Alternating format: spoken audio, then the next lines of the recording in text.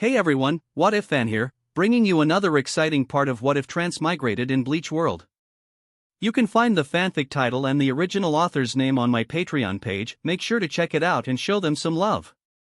If you enjoy the video, don't forget to like, subscribe, and ring that notification bell so you never miss an upload. Quick update. What If Reborn as Gohan in future timeline will be going on hold soon, since we've nearly caught up with the author. So now, I need your help picking the next project for the channel. I'm currently deciding between these three fanfics. What if Transmigrated in One Piece and becoming a Marine? What if Ichigo awoke his powers to save his mother? What if Transmigrated into a nightmare mode Dragon Ball world? Please vote in the poll and let me know which story you'd like to see next. I'll take the top pick and start working on that as the series next.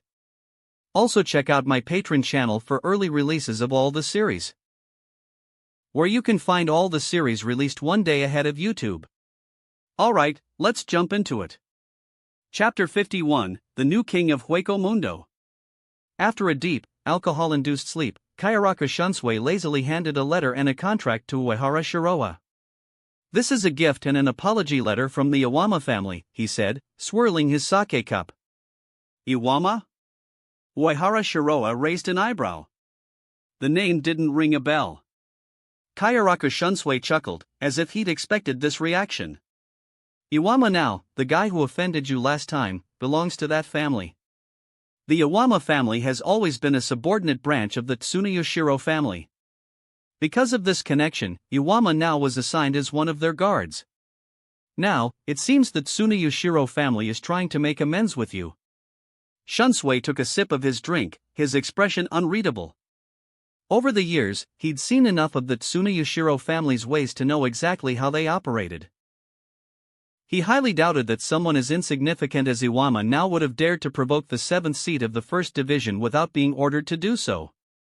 Uehara Shiroa merely shrugged. All right. He had almost forgotten about that incident. Back then, Iwama now and his two-stalker had been frozen solid by him, and that was the end of it.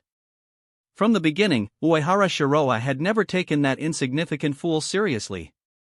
Casually, he opened the letter and skimmed through its contents. As expected, the head of the Iwama family began with a formal apology for the actions of his clan member. He claimed that Iwama now had acted entirely on his own, and that neither the Iwama family nor the Tsunoyoshiro family had anything to do with it. It was all too familiar. A well-worn script. When something went wrong, it was never the fault of the higher-ups, always a mere temporary worker taking the fall. No matter the world, the formula remained the same. Not that Uehara Shiroa cared. Whether the Tsunoyoshiro family was truly involved or not, it didn't matter to him. As long as the ones causing trouble were gone, the problem ceased to exist. He wasn't a judge, nor did he have any interest in uncovering the so-called truth. All that mattered was ensuring no one could threaten him. That was why, in the past, he had decisively eliminated a member of the Tsunoyoshiro family's main branch to divert their attention elsewhere. As for the so-called compensation offered by the Iwama family, it was pitiful, nothing more than leftovers. Not even enough to satisfy a beggar. Uehara Shiroa's expenses were far from modest. The red light district alone was a bottomless pit for money, and he never held back when it came to indulging himself. Fine food, expensive drinks, entertainment, he enjoyed all of it, and he spent money like water. But money? That was never an issue. The nobles had plenty, and if he ever ran out, he could always take more. Noticing the disdain in Uehara Shiroa's expression, Kayaraka Shunsui let out an amused chuckle and poured another round of sake, offering a cup to his young subordinate. He had expected this reaction. These noble families truly thought they could bribe Uehara Shiroa with petty offerings. How naive. Without hesitation, Uehara Shiroa picked up his cup, clinked it lightly against Shunsui, and downed the drink in one go. Then, setting the cup down, he casually remarked, I think Suriidii should maintain some form of backup presence in Hueco Mundo. Kayaraka Shunsui, already guessing where this was going, nodded with interest. You're planning to invest more effort into the Hueco Mundo base? Exactly. Shunsui mulled over it for a moment. No problem. If there's anything I can do to help, just say the word. He wasn't opposed to the idea at all. If anything, he found it to be quite reasonable. Siriitii had always been too lax when it came to Hueco Mundo. A more cautious approach would have prevented disasters before they happened. But unfortunately, the people in power were blind, arrogant, and corrupt. Even when they did notice a problem, they rarely cared enough to act. With just a few words exchanged, the two had already solidified their plans. And so, they drank. They talked. And before long, another round of revelry began. The next day, after completing his daily assignments and earning 2 attribute points, Uehara Shiroa was in a rather good mood. It was then that he formally submitted a proposal to Siriitii, a talent training base in Hueco Mundo. His idea was simple yet effective: newly graduated Shinigami should be taken to Hueco Mundo on excursions.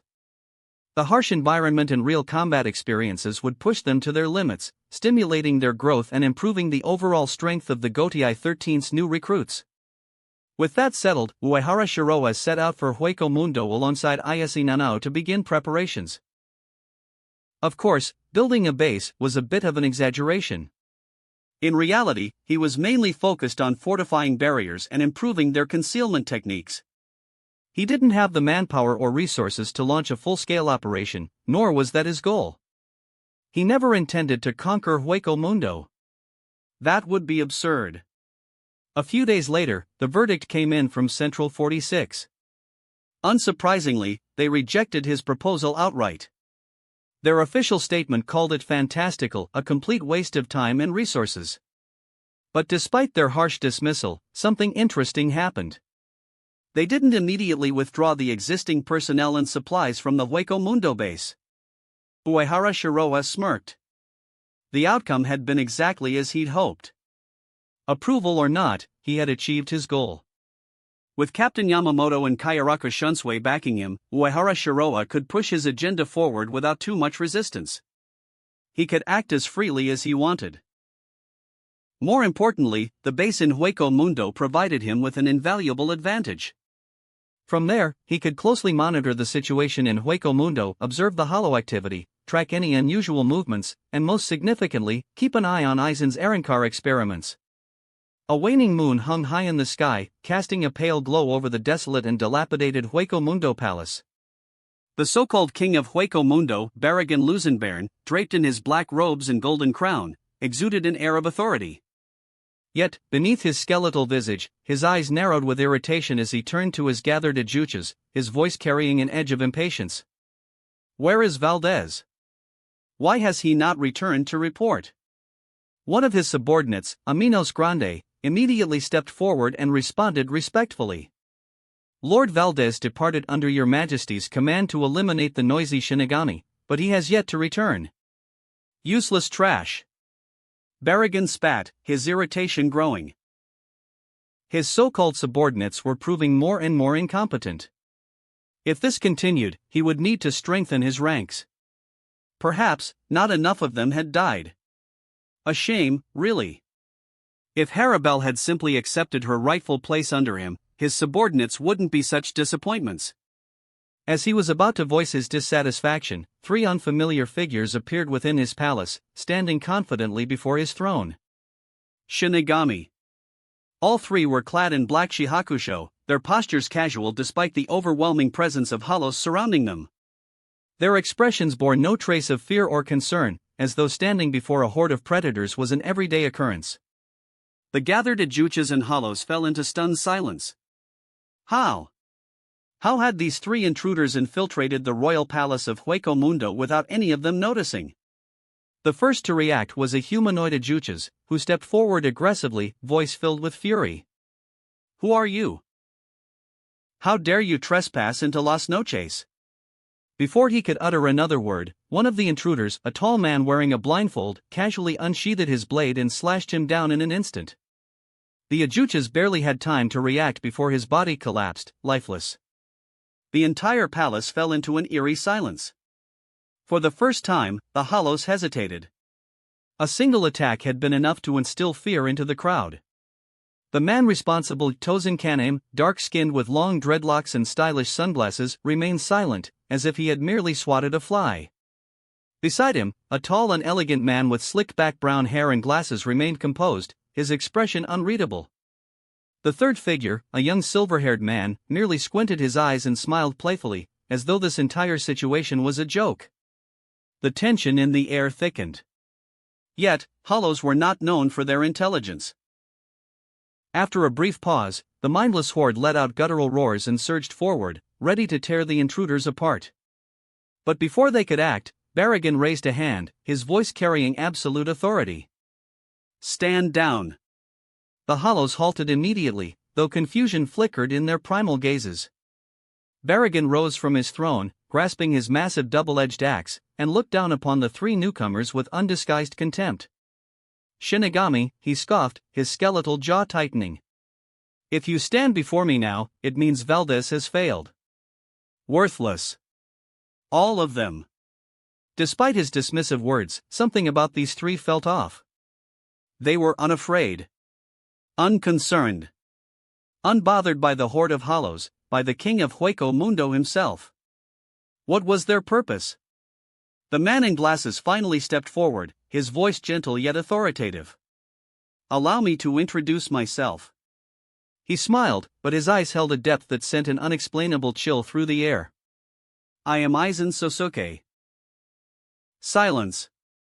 "Tell me, Your Majesty. Are you truly satisfied with the current state of Hueco Mundo?" Aizen's tone was calm, almost conversational, as if he were merely discussing the weather. Barragan narrowed his eyes. "This man." "You speak nonsense," he growled. "What is your true purpose here?" Aizen did not answer immediately. Instead, he lifted his Zanpakuto, its edge gleaming under the pale moonlight.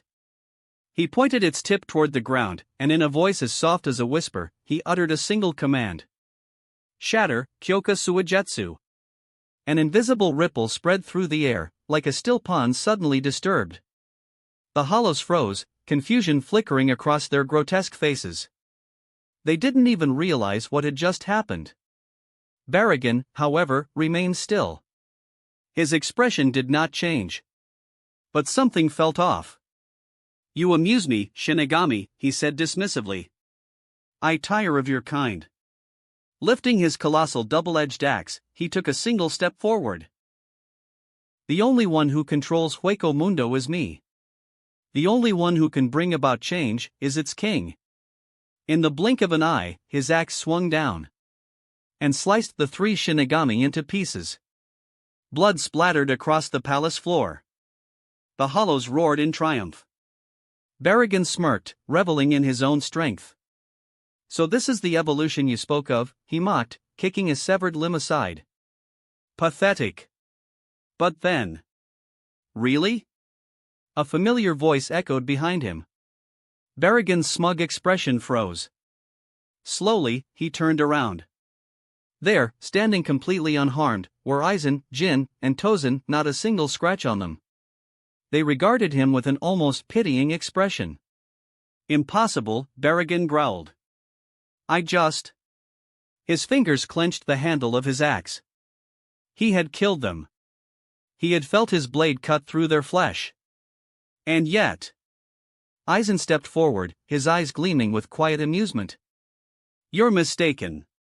He lifted a hand and, with a mere flick of his fingers, shattered the illusion. The world around them morphed. The grand palace shifted, no longer pristine, no longer filled with living subordinates. Instead, what lay before Barragan was a graveyard of corpses. His once loyal hollows, who had stood at his side moments ago, were now nothing but shattered remains, their blood staining the cold palace floors. The king of Hueco Mundo stood alone, surrounded by death. "How dare you mock me, you damned Shinigami!" The sight of Las Noches reduced to a hellscape sent a wave of shock through Barragan Lusenbairn. But the initial disbelief quickly gave way to pure, unrestrained rage. Seated upon his throne of bone, the king of Hueco Mundo radiated an overwhelming spiritual pressure, his presence distorting the air itself. With a single motion of his skeletal hand, a dense black aura erupted from his fingertips, surging toward Aizen like a creeping plague.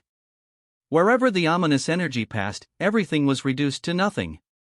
Sand, rock, the corpses of fallen hollows. All decayed instantly, crumbling to dust and scattering like ashes in the wind. The very essence of existence was wiped away under his power. As if an invisible hand of death had reached out to erase all that it touched.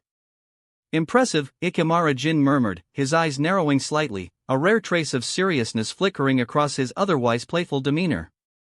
Standing beside Aizen, Tozen Kaname tensed, his expression dark. Aizen, however, remained calm. The power of aging, he spoke as if he were evaluating a tool, rather than facing a lethal attack. Fascinating. But, ultimately. With a flick of his wrist, Kyoka Suigetsu moved ever so slightly.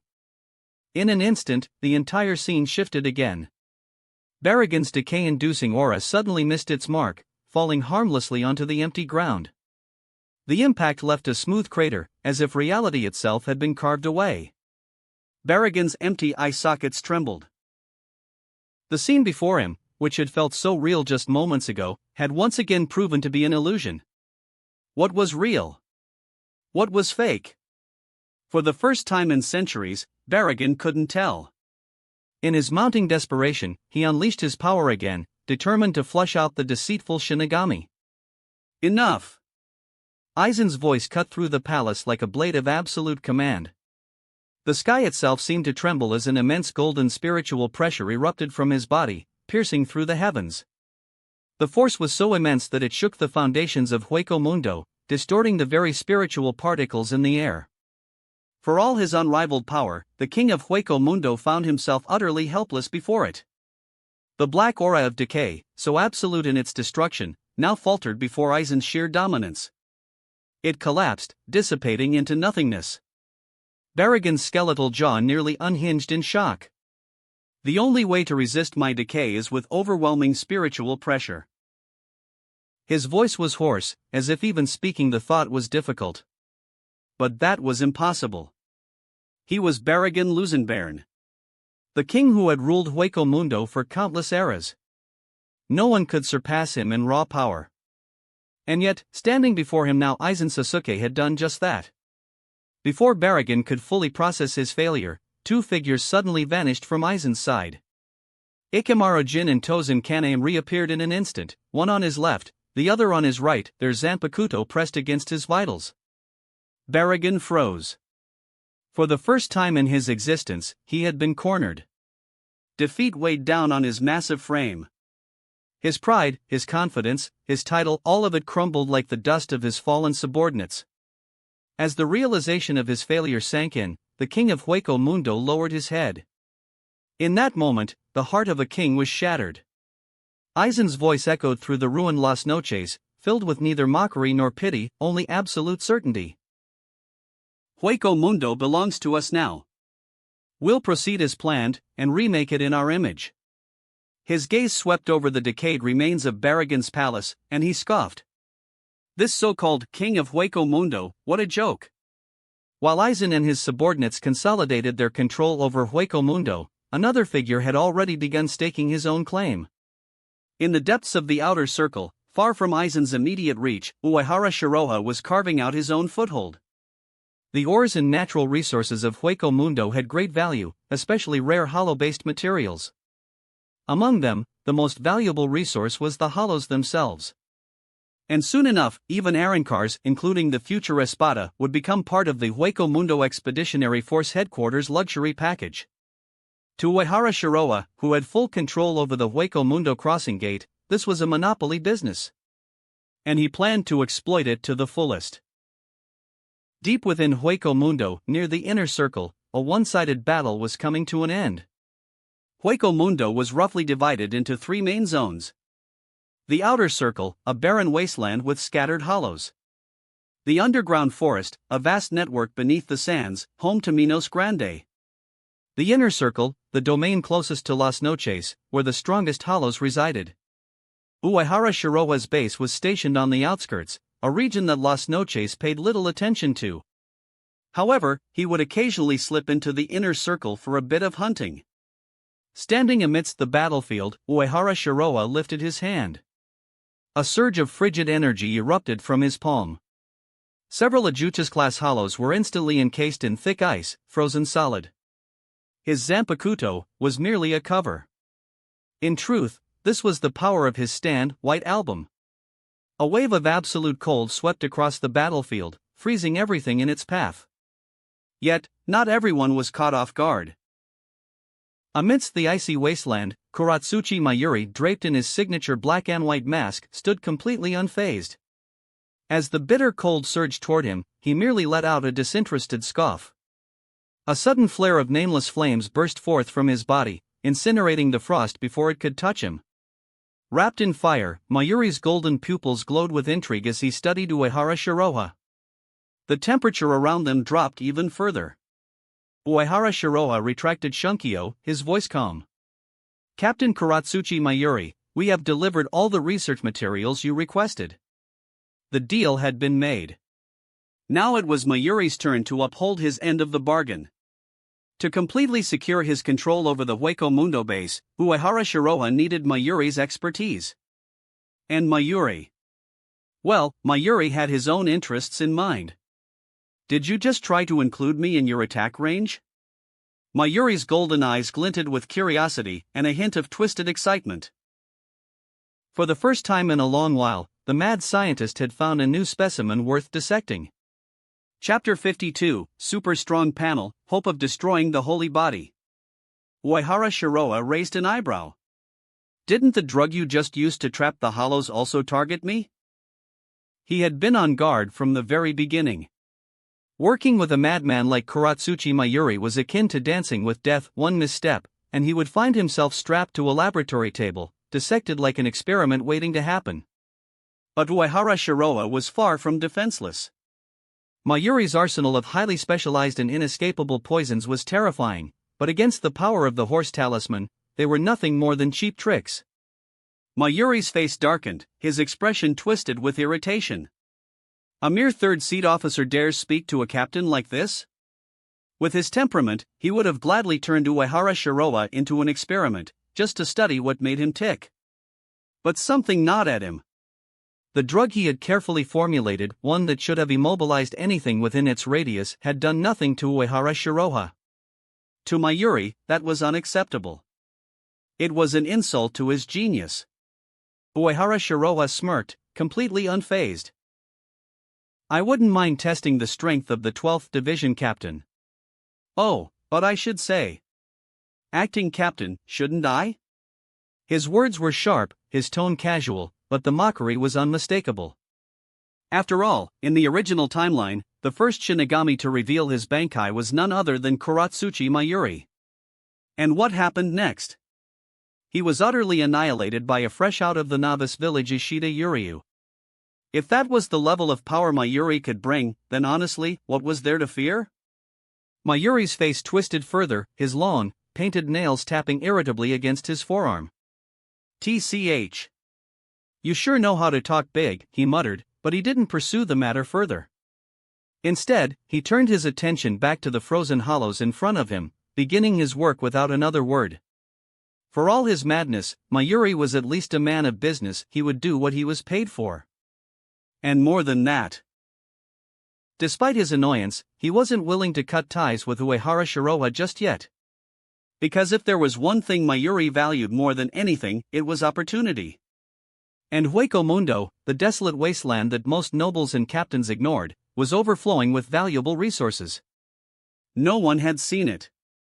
No one had exploited it. Until now. And Mayuri had no intention of letting this chance slip away. Night had fallen. Inside the grand estate of the Tsuneyashiro family, a tense silence hung in the air. At the center of the room, Tsuneyashiro Tokikawa, a man exuding majesty and arrogance, sat with an expression of cold suspicion. His eyes locked onto the masked intruder standing before him. "How did you get past the Sekiseki barrier?" The Sekiseki was not only one of the hardest substances in Soul Society, it emitted invisible waves that formed a spiritual power-blocking barrier. It was the very foundation of the Soul Society's protective membranes. As the head of the Tsuneyashiro family, one of the 5 great noble houses, Tokikawa prided himself on absolute security. And yet, this masked man had walked in unopposed. Behind him, his elite guards lay motionless, their bodies sprawled across the floor like discarded dolls. The intruder stood tall, his presence unshaken. A tiger-striped mask, reminiscent of an Obito-style visage, concealed his face. Then, with a voice that carried neither hostility nor urgency, he spoke. "Head of the Tsunayoshiro family, rest assured. I am not here to assassinate you." His words were calm, his tone measured. "I am merely here as an envoy, to negotiate peace." Tokikawa's sharp eyes narrowed. His mind instantly recalled an incident from not long ago. A clan member, one of his own blood, had died under mysterious circumstances. And now, a masked intruder dares to speak of peace? Shihoin. He muttered, suspicion lacing his tone. The Shihoin family, another of the 5 great noble houses. Are you with them? Tokikawa scoffed, his lips curling in disdain. You killed one of my people and still have the audacity to appear before me? His voice hardened. Our Tsunayoshiro family is the leader of the 5 great noble houses. We represent the very history of Soul Society. The masked man let out a low chuckle. If that's what you believe, then sure, he said, his voice laced with indifference. However, internal strife among ancient noble houses is nothing but a joke to outsiders. If you continue this pointless power struggle, others will laugh at you. He took a step closer, his presence unwavering. So why not change the game? Why not work together? Tokikawa's eyes flickered with something dangerous. The masked man continued. You and the Shihoin family, 2 of the oldest noble houses. Why not cooperate? Instead of fighting amongst yourselves, why not eliminate the lesser families and take their seats in the Central 46? A beat of silence. In the end, the masked man said smoothly, those who contribute the most will take the biggest prize. Tokikawa's expression remained impassive, but his thoughts raced. This man. His words were insidious, dripping with manipulation, temptation, and a hint of undeniable logic. It was a gamble. And yet, there were too many nobles in Soul Society. Far too many. All of them corrupt parasites, basking in their titles while contributing nothing. Perhaps there was merit in this proposal. Tokikawa let out a short, arrogant chuckle. The Central 46 are nothing but a bureaucratic tool for managing the Gotei 13, he sneered. What would I possibly gain from a seat in that cesspool? Whether it is the Shinigami or those small and medium nobles, the Tsunayoshiro family will not take them seriously. Uehara Shiroa let out a light chuckle. Really? If the Tsunayoshiro family truly didn't care, then why did they allow their family members to join the Gotei 13? Why did they actively absorb female Shinigami from Rukongai? The original Gotei 13 had never included any members of the Tsunayoshiro family.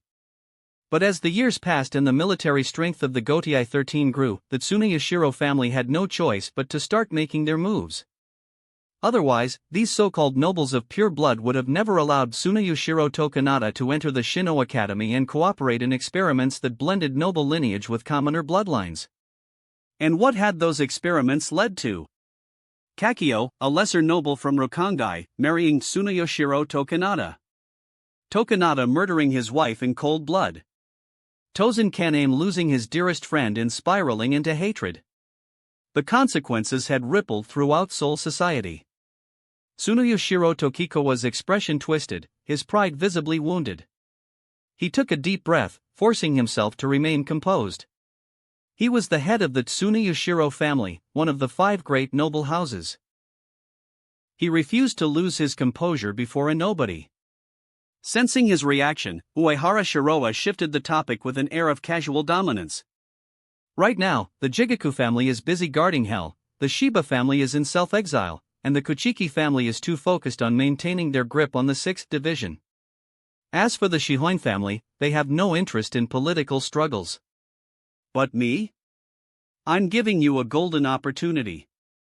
If you, as the head of the Tsunayoshiro family, fail to seize this moment, then you would be nothing more than a disgrace to your ancestors.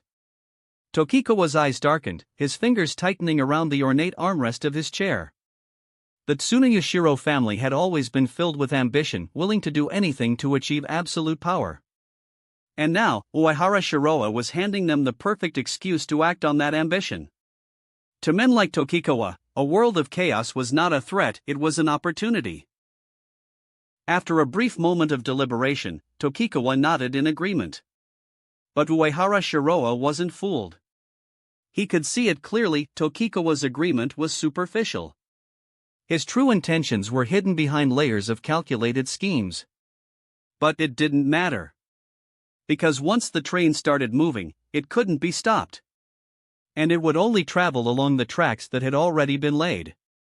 After wrapping up his deal with Tokikawa, Uehara Shiroa moved on to his next target, Shihoin Yoruchi. Convincing her was simple. After a pleasant hair wash session, the former captain of the 2nd Division was successfully fooled. Armed with the Shihoin family token she provided, Uehara Shiroa quickly sought out Shihoin Yashiro, the timid and hesitant heir of the family. And unlike his cunning elder sister, Yashiro was far too naive. With just a few well-placed words of encouragement, he eagerly placed his trust in Uehara Shiroa. Just like that, the groundwork was set. Everything was falling into place. Late night, the secret base beneath Sokayako Hill. Steam rose lazily from the hot springs, curling into the cool night air. Sitting in the warm water, Uehara Shiroa sighed in satisfaction. Behind him, Shihoin Yoruchi, her signature cat ear earrings glinting under the light, was rubbing his back with a disgruntled expression. Her golden eyes burned with frustration, and after a long silence, she finally snapped.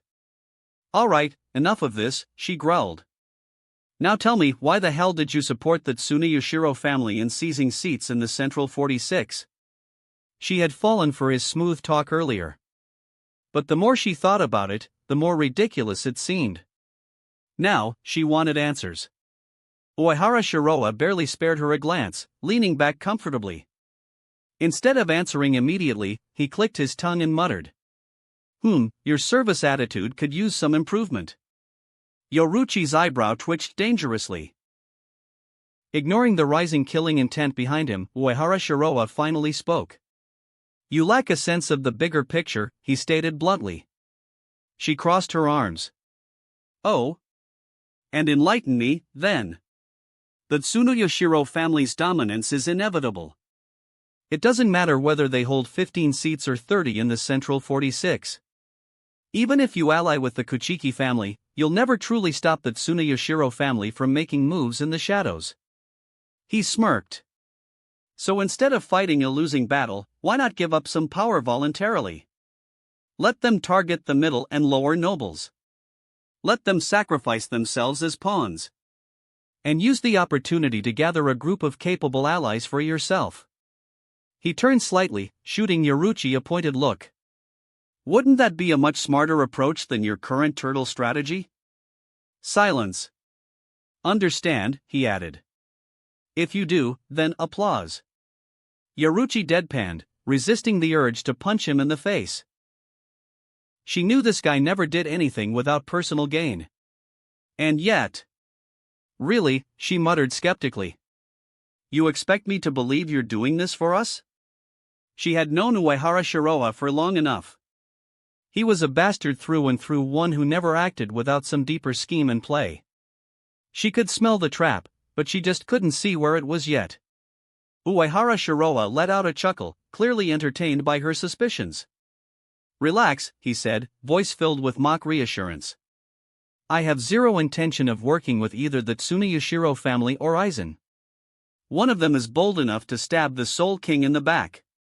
The other is too smart to be easily manipulated." He shrugged. "You're already on my ship, Yoruchi. Even if you realize the dangers, it's too late to jump off now." Yoruchi scowled. "Then I should really thank you, huh?" She could read between the lines, he was calling her an idiot for falling into his scheme so easily. But at this point, she had no choice but to keep moving forward. Whether she liked it or not, the Shihoin family was now tied to him. And somewhere, deep down, she couldn't help but wonder. Had this been his plan all along? Uehara Shiroha, on the other hand, paid no mind to her growing realization. He simply leaned back, eyes closing in satisfaction. The chessboard was set. Now, he just had to watch the pieces move. All that was left for Uehara Shiroha was to develop silently, to build his foundation in the shadows while the world moved as he had foreseen. And sure enough, everything unfolded exactly as expected. The noble infighting intensified. The Tsuneyashiro family, once cautious, began taking the initiative, moving to eliminate dissidents and competing for more seats in the Central 46. With the Shihoin family weakened, the Kuchiki family could no longer stand alone. They were forced to watch as the Tsuneyashiro family's influence expanded unchecked. And then, as if their arrogance knew no bounds, the Tsuneyashiro family began slaughtering foolbringers in the human world, seeking Soul King fragments to augment their power. To cover their tracks, they framed Jinjo Kogo, an innocent substitute Shinigami, for the massacre. At the same time, Tsuneyashiro Tokunada, who had been under house arrest, started making his own moves, secretly gathering forces from the shadows. Throughout all of this, Uehara Shiroha moved between both sides, using two different identities to play them against each other. Openly and secretly, he extracted the greatest benefits from the upper and lower houses, accumulating resources without revealing his true intentions. At the same time that Aizen had taken control of Hueco Mundo's inner circle, Uehara Shiroha had built something of his own. A court army outside of Hueco Mundo. It was an independent, semi-autonomous armed force, powerful enough to operate outside the restrictions of Siriidii. And naturally, Uehara Shiroha was its first-ever commander-in-chief. With the support of Kayaraka Shuunsue's connections and the favor of Captain Commander Yamamoto, he secured absolute control over both the Hueco Mundo base and the court army. But to him, these were just stepping stones. Everything he did was for one reason only: to enjoy life while growing stronger in the shadows. After all, in the world of Bleach, fame and political power were nothing more than illusions. Only strength mattered. And Uehara Shiroha had not forgotten. Aizen's Espada were nearly complete. The Squad Zero monks were secretly making their moves. The Wandenreich had been silently gathering its army in the shadows. So while he indulged in pleasure, he never stopped growing stronger. 50 years passed in the blink of an eye. Inside the luxurious private chamber of the commander-in-chief of the court army, Uehara Shiroha leaned back, swirling a glass of premium sake in his hand. Suddenly, a familiar system prompt rang in his mind. Ding! Congratulations to the host for completing Special Mission 12, awakening the true name of Zanpakuto, developing the second stage Bankai, and being rewarded with the Mind Gem, SR level item. Uehara Shiroha's eyes widened in surprise. After years of mediocre rewards, his luck had finally turned. Though it wasn't an SR tier ability, it was still his first SR level item reward. Without hesitation, he activated Universal Barrier, enveloping his entire body in a protective field, ensuring that no one could spy on his actions. Then, he raised his right hand. An oval-shaped yellow gem materialized in his palm. Mind Gem. Level, SR. Type, Infinity Gem. Ability, grants the user the power to read, dominate, invade, modify, and create all mental consciousness, while also enhancing one's own mental power. Introduction. One of the 6 Infinity Stones, among the most ancient and powerful treasures in the Marvel Universe. Obtained as a reward for completing Special Mission 12, Zanpakuto True Name Awakening and Second Stage Bankai Development. Warning, please do not target individuals with hearts of steel. A faint, mystical yellow light radiated from the pigeon egg-sized gem, exuding a presence that felt both boundless and oppressive. This tiny stone. A single universe-level treasure. Uehara Shiroha let out a low chuckle. Then, with extreme caution, he stored the mind gem inside a fractured space, keeping it completely hidden from outside detection. Feeling satisfied, Uehara Shiroha opened his character panel to take a better look at his progress. Character panel. Name, Uehara Shiroha. Position, 3rd seat of the 1st Division, Commander-in-Chief of the Court Army. Spiritual Pressure, 2nd Class Spiritual Power. Zanpakuto, Shunkyo, Fleeting Void. Combat Abilities. Zanjutsu, Advanced Captain Level. Hakuda, Advanced Captain Level. Kido, 1000-Year Captain Level. Shuunpa, 1000-Year Captain Level. Abilities: Shadow Clone Technique, B rank, Perfect. Stand, White Album, S rank, Perfect. Breathing Technique, Sun Breathing, B rank, Perfect. Angel Power, Universal Barrier, S rank, Perfect. Magic, 7 Flashes, A rank, Great Success. Items: Disguise Glasses, B rank, Kryptonian Creation. Death Gloves, A rank, Extraordinary Creation. Horse Talisman, A rank, Magical Creation. Three-Dimensional Maneuvering Device, D rank, Technological Creation. Black Battlesuit, B rank, Technological Creation. Mind Gem, SR, Infinity Gem. Looking at the character panel, Uehara Shiroha's lips curled into a smirk. This was true invincibility. With his current arsenal, a stacked panel full of top-tier abilities, he could easily rival Aizen himself. And now, he could finally do whatever he wanted. 50 years of patience, eating, drinking, enjoying life, all while steadily grinding tasks, had paid off. In the world of Bleach, true power was divided into several tiers. Captain level, the standard for any Gotei 13 captain. Example, Kensei Mugyaruma. Senior captain level, captains who had hundreds of years of experience but lacked the talent to go further. Example, Byakuya Kachiki, Jojiro Sasakaibe. 1000-Year captain level, the absolute limit of a Shinigami's potential.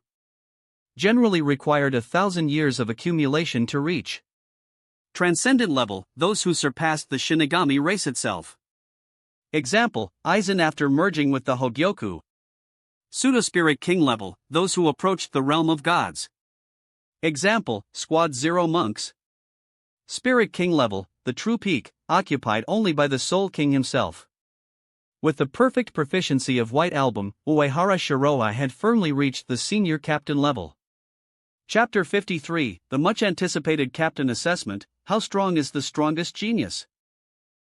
The unexpected reward of the SR-ranked Mind Gem was a pleasant surprise, immediately pushing Uehara Shiroha's potential to a whole new level.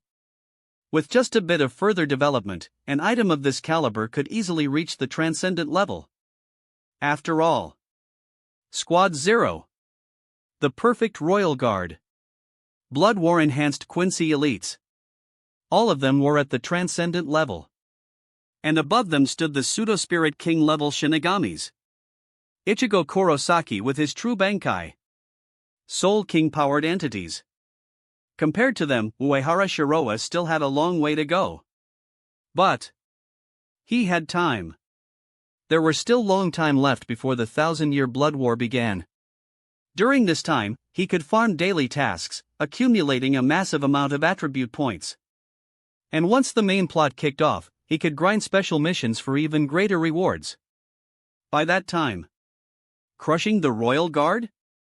Defeating the so-called strongest Shinigami? It wouldn't be a dream. It would be inevitable. At that thought, Uehara Shiroha felt completely at ease. With a flick of his hand, he pulled up his task log. First, the daily task summary. Completed 25,263 daily tasks in total, earning 50,526 random attribute points. Not bad. Then, he checked the special missions he had completed so far. Special Mission 1, Visit Rukangai, Reward, Shadow Clone, B-rank ability. Special Mission 10, Become the Commander-in-Chief of the Court Army, Reward, 7 sets of 3D maneuvering gear, DRA. NK item. Special Mission 11, Accept Hinamori Momo and Rukia Kuchiki as apprentices, Reward, 10 sets of Black Battlesuit, B-rank item. Special Mission 12, Awaken the True Name of Zanpakuto and Unlock Second Stage Bankai, Reward, Mind Gem, SR rank item. Looking at the past 50 years, he had only received 3 special missions. And frankly, the first 2 rewards were garbage. The Black Battlesuit at least had some value. And, well, Shihoin Yoruchi and Matsumoto Ranjiku looked amazing in it. It was form-fitting, enhancing every curve where it should. Even a serious person like Uehara Shiroha had to admit. The temptation was undeniable. The defense wasn't bad either. Unless you were a top-tier captain, breaking through its protection in one hit was impossible. In essence, it was a one-time absolute defense. But the real problem was, it was too revealing. For Shihoin Yoruchi and Matsumoto Ranjaku, that was fine. They were old drivers who had no shame and would occasionally play along, going as far as wearing the suits for some combat practice with him. But the three apprentices, Ayase Nanao, Hinamori Momo, Rukia Kuchiki, all refused outright. They blushed, insisting it was too embarrassing. Which, to be fair, was understandable. But then there was Hinamori. Considering she once worshipped Aizen and believed in his absolute defense, it made sense she wouldn't see the need for a black bodysuit. Still, a little fan service never hurt anyone. Then there was the 3D maneuvering gear. That reward was pure trash. What was he supposed to do? Send his court army to fight hollows by cutting their napes? If this were Attack on Titan, maybe it would have been useful. But in the world of Bleach? A single Shuinpa was 1,000 times better. Without hesitation, Uehara Shiroha had dumped the gear into storage, never bothering to look at it again. Fortunately, those worthless rewards were just padding. The real jackpot was the Mind Gem. With this, he had everything he needed to become unstoppable. Gazing at the faintly glowing Mind Gem, Uehara Shiroha made a silent resolution. In the next 50 years, I'll aim for at least 100,000 attribute points. I'll grind more special missions. And then, I'll survive the 1,000-year blood war, by doing nothing. That was the dream. That was the goal. Inside the office of the Commander-in-Chief of the Court Army, Uehara Shiroha sensed a familiar spiritual pressure approaching. Moments later, the door creaked open, and a young female subordinate entered, bowing respectfully. Commander-in-Chief, she announced. Captain of the 8th Division, Kayaraka Shunsui, has come to visit. Uehara Shiroha nodded. A few seconds later, Kayaraka Shunsui strolled in, his bamboo hat tilted lazily over his face, his pink haori fluttering slightly. He let out a whistle of amazement as he took in the room. Man, every time I come here, it gets more and more extravagant, he remarked. Back when Uehara Shiroha first proposed the Waco Mundo base in the Court Army, nobody had believed it would work. Not even Kayaraka Shunsui. Still, he had fully supported Uehara Shiroha. At worst, it would have saved his little brother from boredom. But somehow, against all expectations, Uehara Shiroha had built an army. A highly disciplined, extremely powerful force. Shunsui couldn't help but wonder. Just how did this little brother pull it off? Uehara Shiroha waved a hand dismissively. It's nothing more than a small project, he said. Then, without hesitation, he cut to the chase. It's not even evening yet, brother. You came here with official orders, didn't you? His current position, 3rd seat of the 1st Division and the Commander-in-Chief of the Court Army, placed him above most captains. Not just anyone could summon him. Kayaraka Shunsui chuckled. Ha! This time, it's actually good news, he said, his tone filled with mischief. Come on, don't keep them waiting too long. Uehara Shiroha didn't even need to see Shuinsui's expression to know. It was definitely not good news. At best, it would be annoying. At worst, it would be troublesome. But considering how great his day had been, he figured. Why not? He could handle a little trouble. After all, today, he was in a damn good mood. Draped in a moonwhite haori over his black shihakusho, Uehara Shiroha stepped out of his office calmly. The shihakusho symbolized his status as a shinigami, while the moonwhite haori was the exclusive uniform of the Commander-in-Chief of the Court Army. For ordinary Imperial Army soldiers, only a moonwhite emblem adorned their uniforms.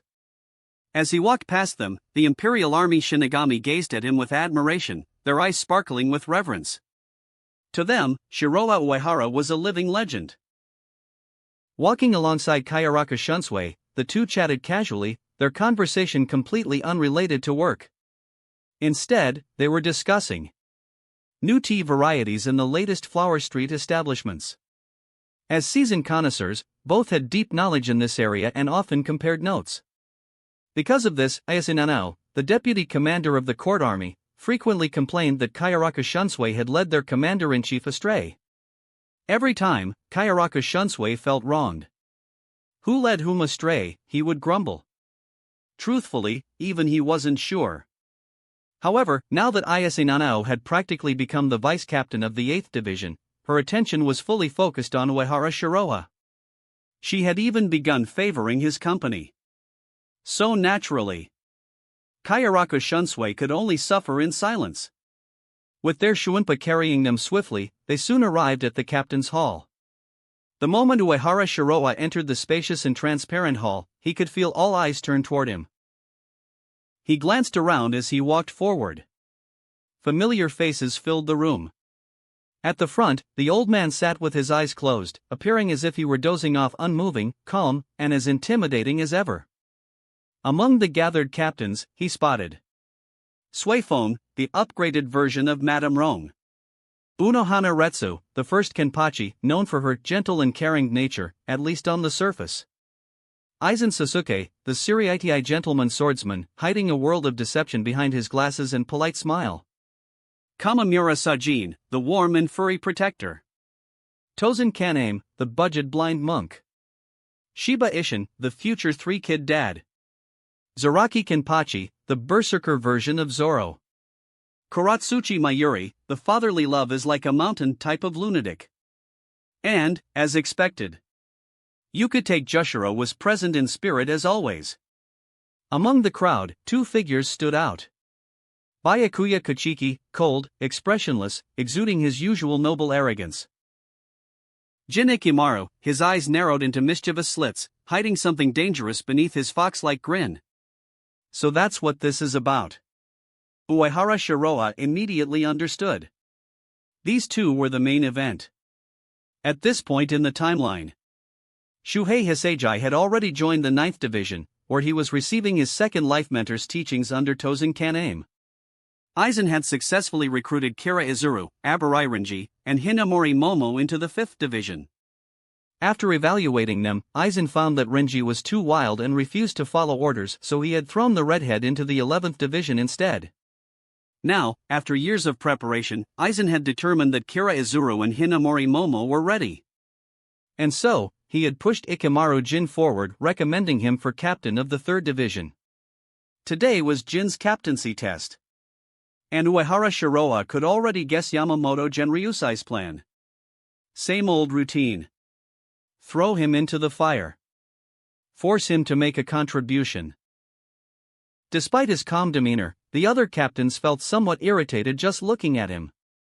Why? Because even though he was only a 3rd seat, they all knew Uehara Shiroha was definitely not weak. Some even suspected he was stronger than most captains. More importantly, he was the commander-in-chief of the court army. Which meant that, in terms of rank, he was technically equal to the captain-commander himself. They didn't care about titles. But the freedom he enjoyed? That was something to be jealous of. While they worked tirelessly every day, bound by rules and duties, Uehara Shiroha spent his time drinking, enjoying life, and roaming between realms. He had access to every secret location in Soul Society, and could even enter Hueco Mundo at will. No obligations. No restrictions. A high salary. This was Kayaraka Shuinsue's dream job. Yet, even now, most captains couldn't figure out why the noble families, normally so strict and controlling, let Uehara Shiroha run free. Only Mayuri Kuratsuchi, Kayaraka Shunsui, and Aizen Sasuke had an idea. Even Yamamoto Genryusai Shigakuni had his doubts, but at his age, he simply didn't care enough to investigate further. At that moment, the old man slightly opened his ancient eyes, glancing at Uehara Shiroha. Then, in his deep, commanding voice, he spoke. Commander Uehara, I have summoned you today regarding the appointment of Ikimaru Jin as captain of the 3rd Division. I believe it would be fair for you to serve as his examiner. Do you accept? The hall fell into silence. Uehara Shiroa chuckled. No objections, he replied, his tone relaxed. Think of it as catching up with an old classmate. Just as the matter seemed settled, a new voice interrupted. A cold, commanding presence stepped forward. Byakuya Kuchiki. Captain Commander, Commander Uehara, he began, his tone calm yet firm. I have recently taken command of the 6th Division. However, I also wish to take the test to prove myself. Silence filled the room. It was unnecessary for Byakuya to take a test. As the head of the Kuchiki clan, his position as captain of the 6th Division was practically guaranteed. Yet, he insisted on taking the trial. And Uehara Shiroha knew why. This wasn't just about proving himself. It was about challenging him. A thick, almost tangible bloodlust filled the room as Kenpachi Zaraki stepped forward, his left eye glowing red with excitement. He bared his shark-like grin, staring directly at Uehara Shiroha with unrestrained battle hunger. I doubt Uehara Shiroha's ability. Zaraki roared. His voice boomed through the hall, shaking the air itself. I challenge him. If he wants to be the examiner, then he better prove himself by beating me first. The room erupted into chaos. Kayaraka Shunsui secretly chuckled. This bastard. Mayuri Karatsuchi sneered. Idiot. This isn't even about you. Why are you so damn eager? The ever-warm-hearted Aizen stepped in, his voice smooth and reassuring. Captain Zaraki, he said with his usual gentle yet calculating tone, we all recognize your strength. However, I believe Commander-in-Chief Uehara is equally trustworthy. Suifon's expression turned ice-cold. Captain Zaraki, watch your words, she snapped. Are you questioning the Captain Commander's orders? But despite her harsh words, even she was curious about the outcome of such a fight. Zaraki ignored her completely. His killing intent rose even higher, filling the air like an impending storm. I don't care about all that, he growled, his grin widening. I just want to kill Uehara Shiroha or be killed by him. Across the room, Yamamoto Genryosai Shigakuni let out a quiet sigh, closing his eyes once more. He didn't seem interested in this farce at all. Instead, he turned to Uehara Shiroha and asked in his usual deep, ancient voice. Commander Uehara, what do you say? Uehara Shiroha shrugged nonchalantly. It doesn't matter, he said casually. One duck, or a group of ducks, it's all the same. For a moment, silence filled the room. Then, Zaraki let out a loud, crazed laugh, his spiritual pressure surging wildly. The surrounding air distorted, cracks forming in the floor beneath his feet. The other captains had varying reactions. Kayaraka Shunsui chuckled, rubbing his chin in amusement. Karatsuchi Mayuri remained indifferent, his golden pupils cold and analytical. The others watched with undeniable curiosity and anticipation. Because in all these years, no one had ever seen Uehara Shiroha go all out. Decades ago, during the Battle of Hueco Mundo, Uehara Shiroha's power had left a lasting impact on Soul Society. He had become known as Soul Society's greatest genius. Even now, his name still carried weight. Yet, despite all the hype, no one had actually seen him fight seriously. Compared to the prodigy of the 10th Division, Hitsugaya Toshiro, Uehara Shiroha's reputation was even greater. But many had doubts. After all, he was so young.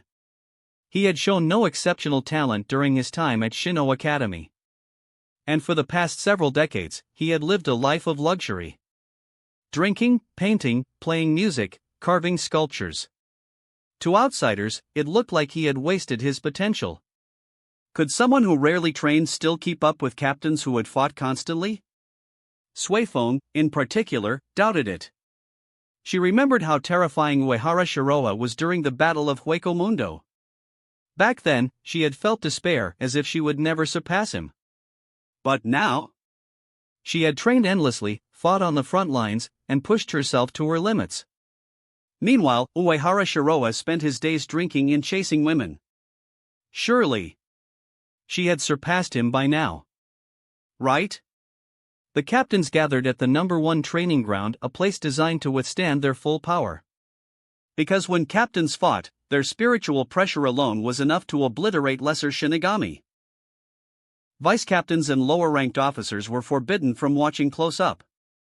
Not only for their safety, but also to protect the secrecy of the captain's bankai. Kayaraku Shunsui ran a quick check on the protective barriers surrounding the field. Solid, he nodded approvingly. This should hold just fine. Kuratsuchi Mayuri scoffed. Of course. I designed it. Even if several captains attacked it at once, they wouldn't break it. From the side, Shiba Ishin folded his arms. Is that so? He mused, tempted to test that theory himself. But after a moment, he let it go. Instead, he turned toward the two fighters standing in the middle of the arena. In the center of the field, Uehara Shiroa stood calmly, facing his opponent. Ikimaru Jin. Jin's usual sly smile remained in place, his eyes slightly narrowed. Uehara Shiroa was the first to speak. Jin, he greeted casually. Been a while. Jin let out a low chuckle, tilting his head slightly. I never expected we'd be fighting like this, he sighed. To be honest, I heard Shiroa-kun killed many hollow decades ago. Your strength is frightening. His voice lowered slightly, almost mocking. I'm starting to regret graduating early. Uehara Shiroa's expression didn't change. You're being too humble, Jin. Then, in a smooth, almost poetic tone, he added. Fruits on a tree hang around for a few years longer than the seeds of weeds. But in the end, the former grows into a towering giant, while the latter. He let the words linger, glancing at Jin. The meaning was clear. Jin's smile stiffened slightly, though it remained in place. Ah, that stings, Shiroa-kun. His voice dropped into a whisper, so low it was nearly inaudible. Sometimes. I really do envy you. For the first time, his usual serpent-like grin faded, replaced by a cold, unreadable expression. Uehara Shiroa tilted his head, watching him closely. Because in that moment, for just a fraction of a second, Jin seemed utterly serious. Chapter 54, Shirkai easily crushes Bankai, Uehara Shiroa's shocking strength. The air around him pulsed with a dangerous aura as he gripped the hilt of his Zanpakuto. With a calm but commanding voice, Ikimaru Jin uttered, "Shoot to kill, Shinso." A flash of silver light streaked across the battlefield as his dagger-like Zanpakuto elongated in an instant, shooting forward like lightning to pierce his opponent. Clang! The sharp tip of the blade came to an abrupt stop, halted effortlessly by a single raised finger. Ikimaru Jin's narrowed eyes reflected his surprise as he watched Uehara Shiroa stand there, unfazed. The long, extended form of Shinso gleamed under the arena lights, its tip pressed against Uehara's fingertip as though it had struck an unbreakable wall. He almost pierced my throat. Uehara mused lightly, his voice calm, as though evaluating an interesting experiment rather than facing a lethal attack. The captains watching the fight had barely processed what had happened before the remnants of destruction followed. A moment later, tiny fragments of rock drifted downward, the aftershock of the devastating force Shinso had unleashed. The cutting wind had already stripped layers off the stone arena, the sheer speed of the attack leaving its marks only after the fact. Several captains nodded in silent approval. His Shirkai's attack speed and force are formidable. Even Zaraki Kenpachi, who rarely acknowledged others' strength, let out a sharp grin and remarked, "Not bad."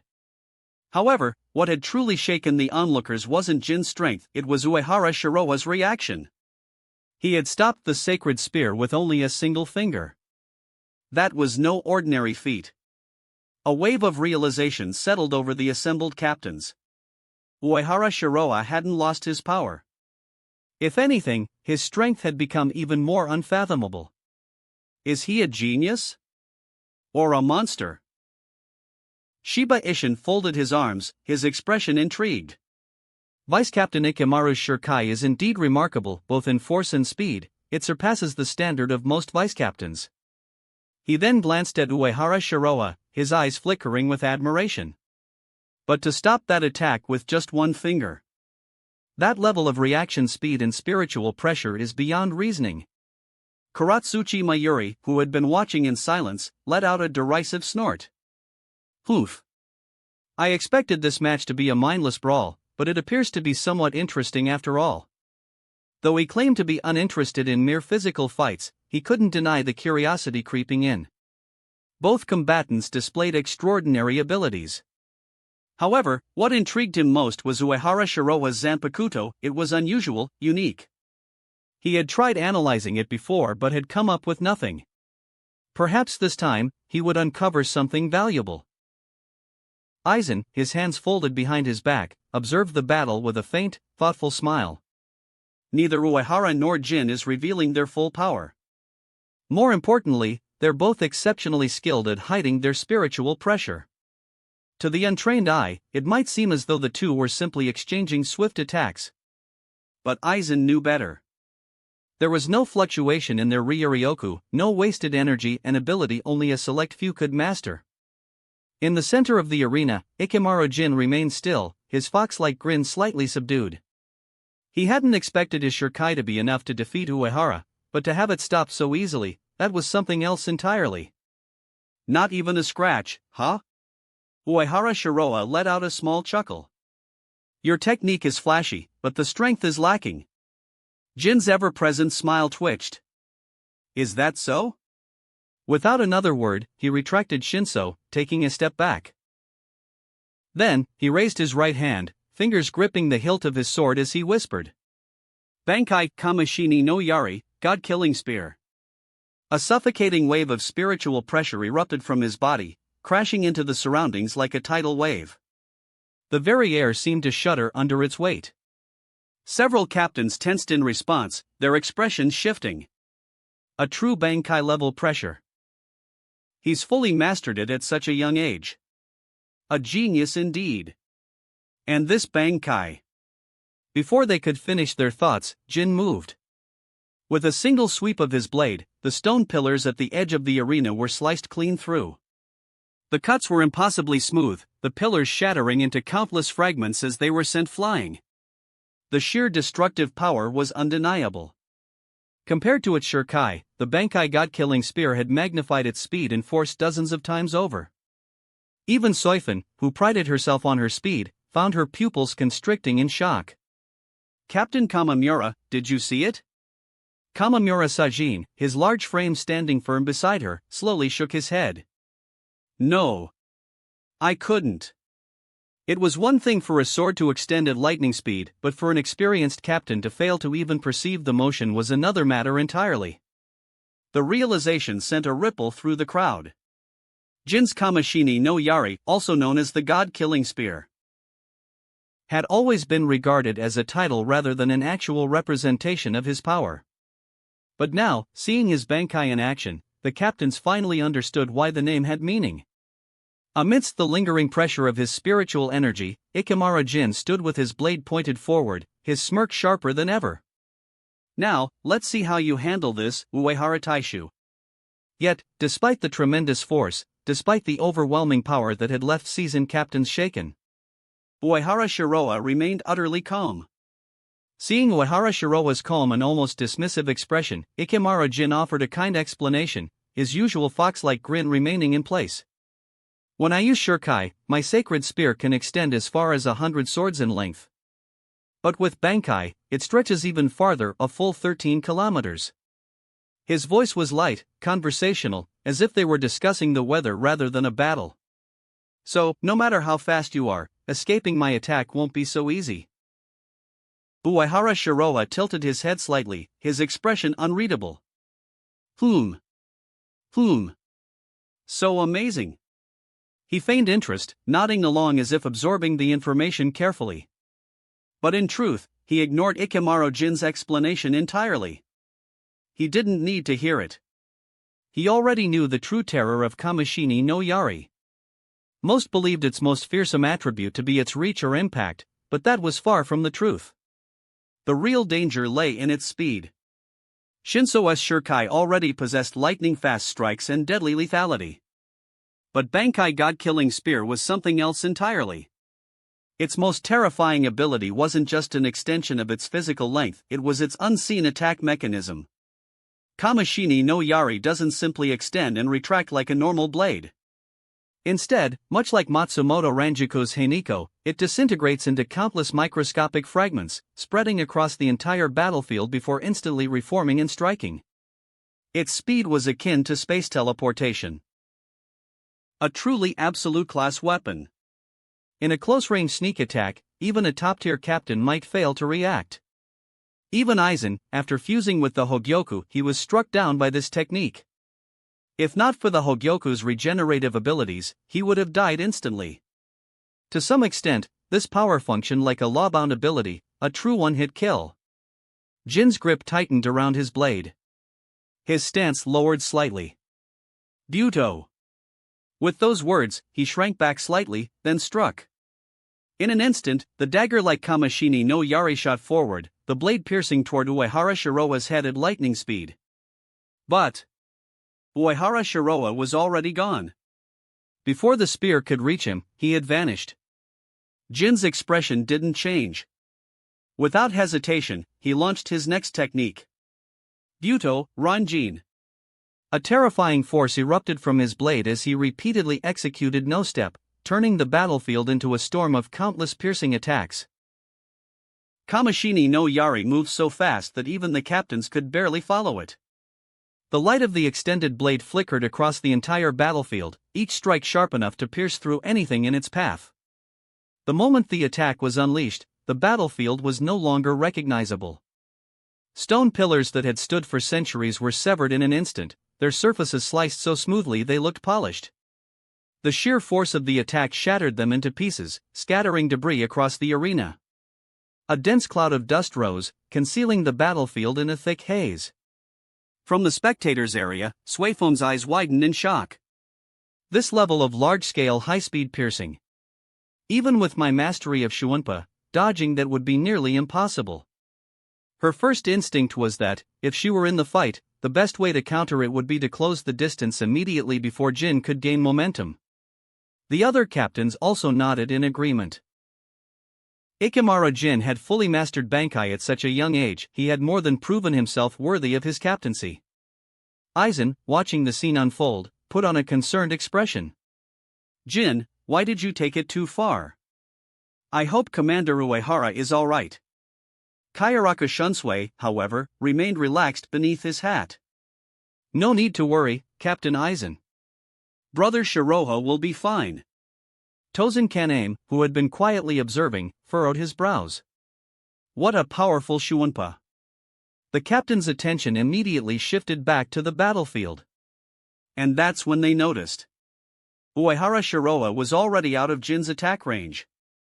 Not only had he dodged the initial strike, but he had also managed to evade every subsequent attack with almost unnatural ease.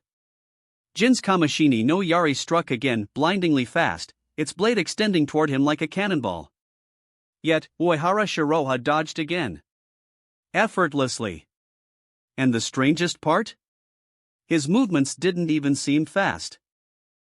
The captains watching could clearly see his actions.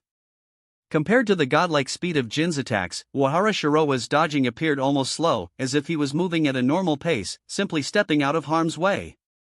At first glance, it almost looked as though Jin was deliberately missing, as if they were putting on a choreographed show. But every captain present knew that was impossible. Jin's god-killing spear moved at such speeds that even seeing its movements should have been impossible. Yet, here was Uehara Shiroha, dodging with such casual precision that it made Jin's devastating Bankai look ineffective. The captains were stunned. Suifong clenched her jaw, her fingers tightening. Uehara Shiroa is still as terrifying as ever. Kamamura Sajin turned to his close friend, Tozen Kaname. Tozen, could you avoid those strikes? Tozen, despite his advanced spiritual perception, shook his head without hesitation. Not a chance. My senses might allow me to track the trajectory, but that doesn't mean I could dodge them. The god-killing spear is nearly undetectable, and yet Uehara Shiroha is dodging it like it's nothing. That was what made it so unnerving. Jin's blade was faster than sight, and yet Uehara Shiroha wasn't relying on speed to dodge. he was doing something far more terrifying. His movements seemed slow, but they were perfect. Perfectly timed, perfectly placed, perfectly calculated. A Shuanpa so flawless that even if you saw it coming, you wouldn't be able to counter it. Kayaraka Shunsui exhaled slowly. You just keep surprising us, don't you, Brother Shiroha? As the captains continued watching in stunned silence, one of them did notice something. Aizen. Though his expression remained composed, his eyes glowed with sudden interest. At the edge of the arena, Byakuya Kochiki and Zaraki Kenpachi stood side by side, their eyes fixed on Uehara Shiroha as he moved effortlessly across the stage. Both captains, though vastly different in temperament, shared a similar expression, excitement and anticipation. Meanwhile, Uehara Shiroha remained unconcerned. With the universal barrier as a safeguard, even if he were to be struck by Kamishini no Yari, it wouldn't matter. Of course, he had no intention of being hit in the first place. Even if Ikamaru Jin's ultimate technique functions similarly to a space-based ability, it would be useless against him. Because Shunkyo was a true spatial defense technique. It allowed him to completely nullify any so-called instant kill attacks without suffering a scratch. Besides, after mastering Bankai, his spatial perception had increased exponentially. It wasn't just about reacting to attacks head-on, even a surprise strike from behind would be rendered completely ineffective. Then, the moment came. Ikamaru Jin thrust forward, his god-killing spear extending at terrifying speed, aiming straight for Uehara Shiroha's head. The blade pierced through, the impact seemingly decisive. For a moment, silence. Jin's ever-present smirk faltered slightly, his eyes widening as he sighed. Ah! I was careless. Then, without hesitation, he raised both hands in surrender. I give up. Sorry, Captain Aizen, I really tried my best. But before anyone could react. Passed. A voice came from behind him. Jin barely had time to turn before Uehara Shiroha's fist, now fully retracted, came into view.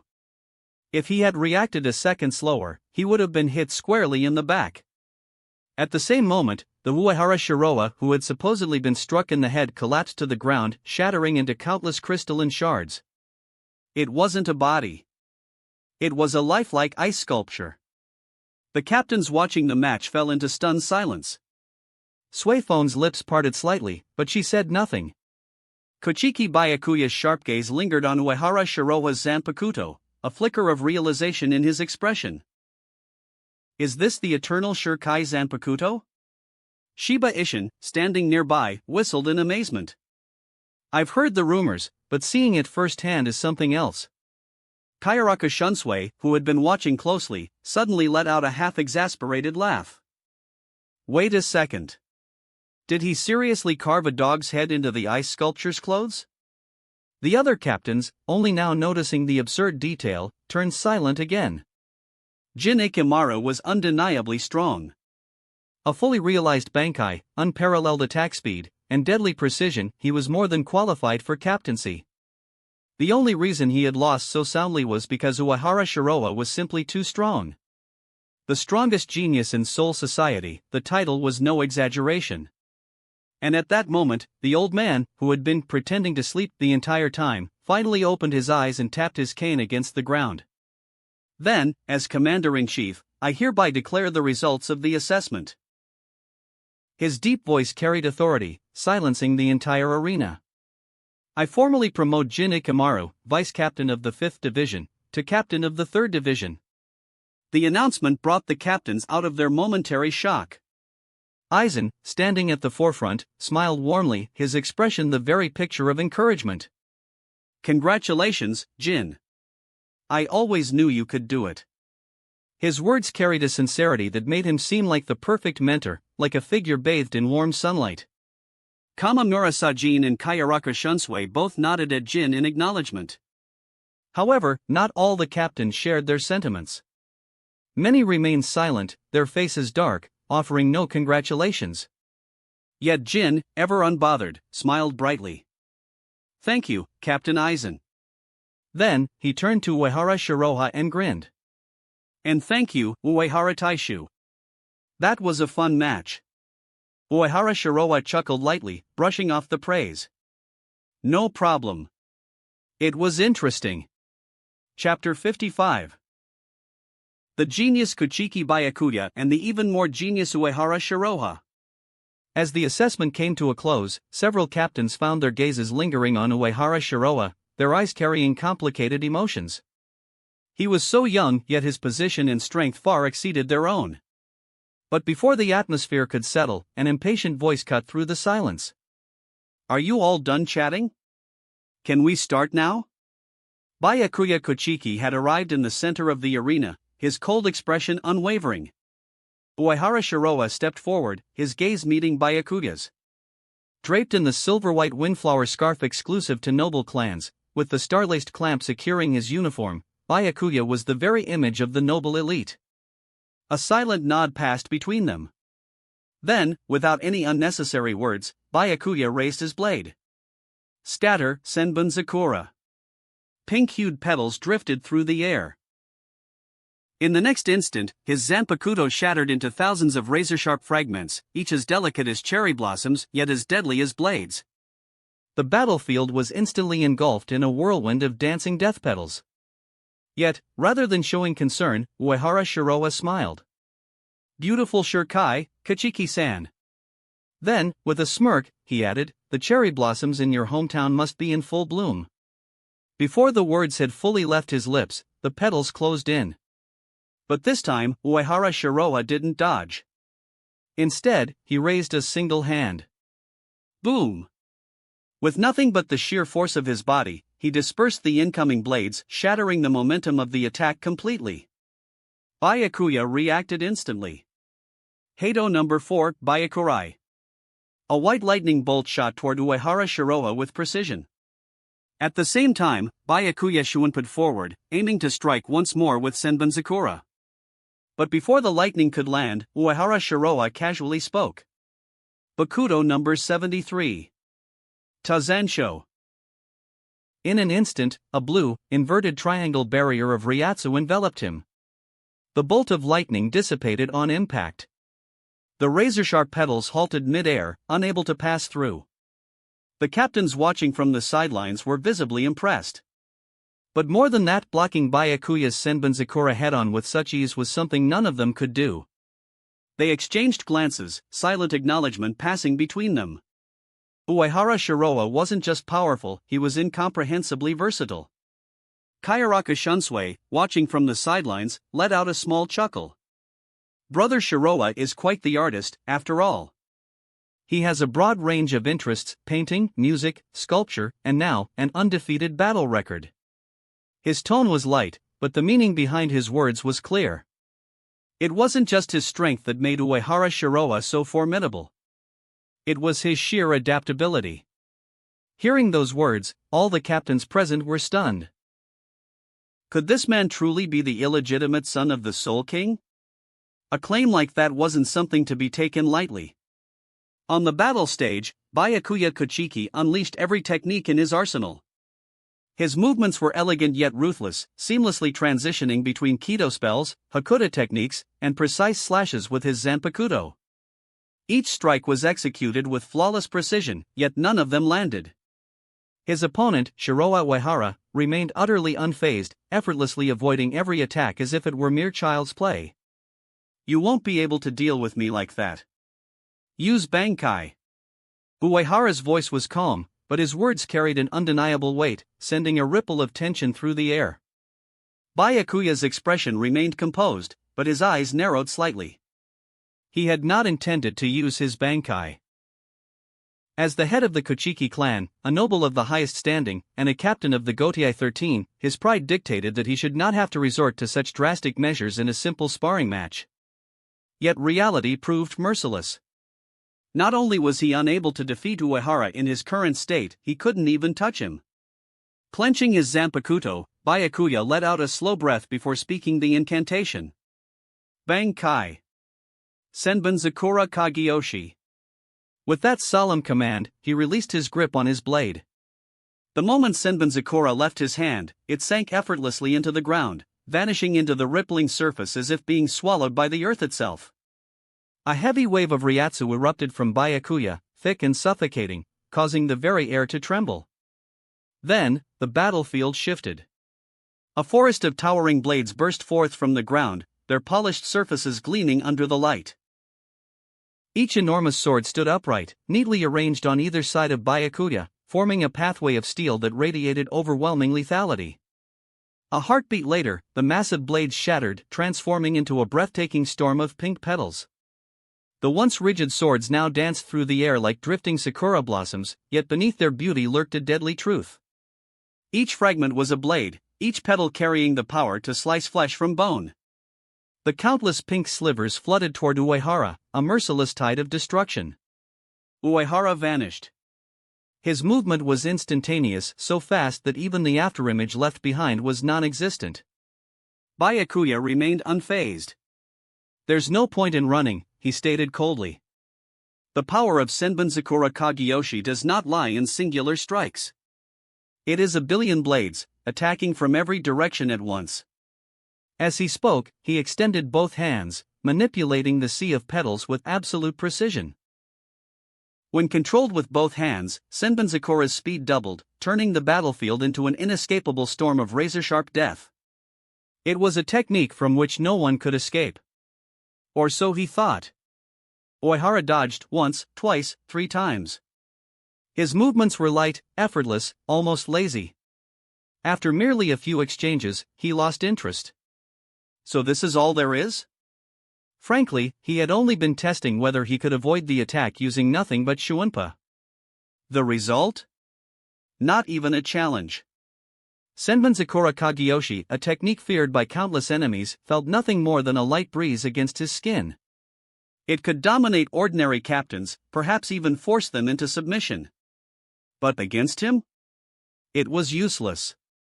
At that moment, Uehara decided to stop pretending. He came to a halt, standing still in place. Byakuya's eyes flickered in surprise. A mistake. The moment he stopped moving, the sea of blades devoured him completely, swallowing his figure in a violent storm of slashing petals. The scene was brutal, countless shimmering blades overlapping, twisting, cutting, an unavoidable massacre. He should have been reduced to nothing. Byakuya exhaled, regaining his composure. "It's over," he murmured, his voice steady, though his fingers trembled slightly from the sheer exertion of maintaining his bankai. But something was wrong. The air was still. Too still. A figure emerged from within the storm of petals, completely unharmed. Byakuya's breath hitched. Impossible. Uehara stood there, perfectly intact, his long white coat untouched, not a single scratch marring his skin. He was admiring the scene, completely unfazed, as if he had merely stepped into a spring festival. "It's a beautiful sight," Uehara mused, his voice carrying a faint hint of amusement. His golden eyes reflected the shimmering dance of cherry blossoms around him. "Although it's not quite the season yet. Still, I appreciate the view." For a moment, silence engulfed the battlefield. The captains watching from above could hardly believe their eyes. Spiritual pressure alone, against a bankai? What kind of monster was this man? For a Shinigami, durability was a weakness. Unlike hollows, their natural defenses were lacking, their vitality fragile. While spiritual pressure could be used for protection, it required conscious effort, an active explosion of Ryatsu at the precise moment of impact. Even then, the technique was highly inefficient, draining far too much energy to be sustainable in prolonged combat. Moreover, Ryatsu-based defense wasn't absolute. Unless one was someone like Saraki Kenpachi, who could withstand attacks simply by existing in a state of perpetual Ryatsu release, most Shinigami couldn't endure sustained captain-level attacks without injury. Even the legendary 11th Division Kenpachi, a man hailed for his near-indestructible vitality, had his limits. He could resist vice-captain-level attacks with ease, but against a true captain? Even he would bleed. And yet, Uehara had taken a full-force Bankai assault head-on and remained standing unscathed. The captains exchanged glances, their disbelief evident. Who exactly was Shiroha Uehara? Among them, only one man wasn't shocked. Instead, he grinned. Zaraki Kenpachi's face twisted into a feral expression, his sharp teeth gleaming as his grip on his Zanpakuto tightened. His entire body trembled, but not from fear, from excitement. A battle like this, an opponent like this. This was exactly what he had been waiting for. At that moment, Kochiki Byakuya regained his composure. His voice was calm yet commanding as he spoke the incantation. Bankai, Senbunzakura Kageyoshi. A second Bankai release. Under his control, the countless pink blades of Senbunzakura expanded outward in shimmering waves, their soft glow forming concentric circles of haze, painting the battlefield in a mesmerizing, dreamlike hue. For a brief moment, it was a sight to behold, like drifting cherry blossoms under the pale moonlight, tranquil yet beautiful. But the illusion shattered the next second. The spiraling haze of petals condensed into a massive sphere, moving with frightening speed as it completely engulfed Uehara Shiroa, sealing him inside. Unlike the scattered slashes from before, this technique left no openings, no dead angles, no blind spots. From the outside, it was as if an enormous pink crystal had materialized on the battlefield, locking Uehara within a perfect prison of cutting steel. Byakuya spoke in a measured tone, his expression composed, but his voice carrying an unmistakable weight of warning. This is a powerful slashing technique that combines billions of blades into one. The lethality is beyond anything my Senbunzakura Kageyoshi can achieve alone. A deadly storm raged within the crystalline sphere. The pressure inside was overwhelming, each particle of spiritual energy charged with destructive intent. No one had ever survived this technique unscathed. But then, a glacial chill spread through the air. A crack formed on the pink crystalline structure. The temperature plummeted instantly, and an unsettling silence filled the battlefield as frost rapidly spread across the countless blades within the sphere. Byakuya's eyes narrowed. What is this? Uehara Shiroa's voice rang out, calm and unbothered, as if merely observing a passing phenomenon. Ice Age. With a simple movement, he drew his blade and slashed upward.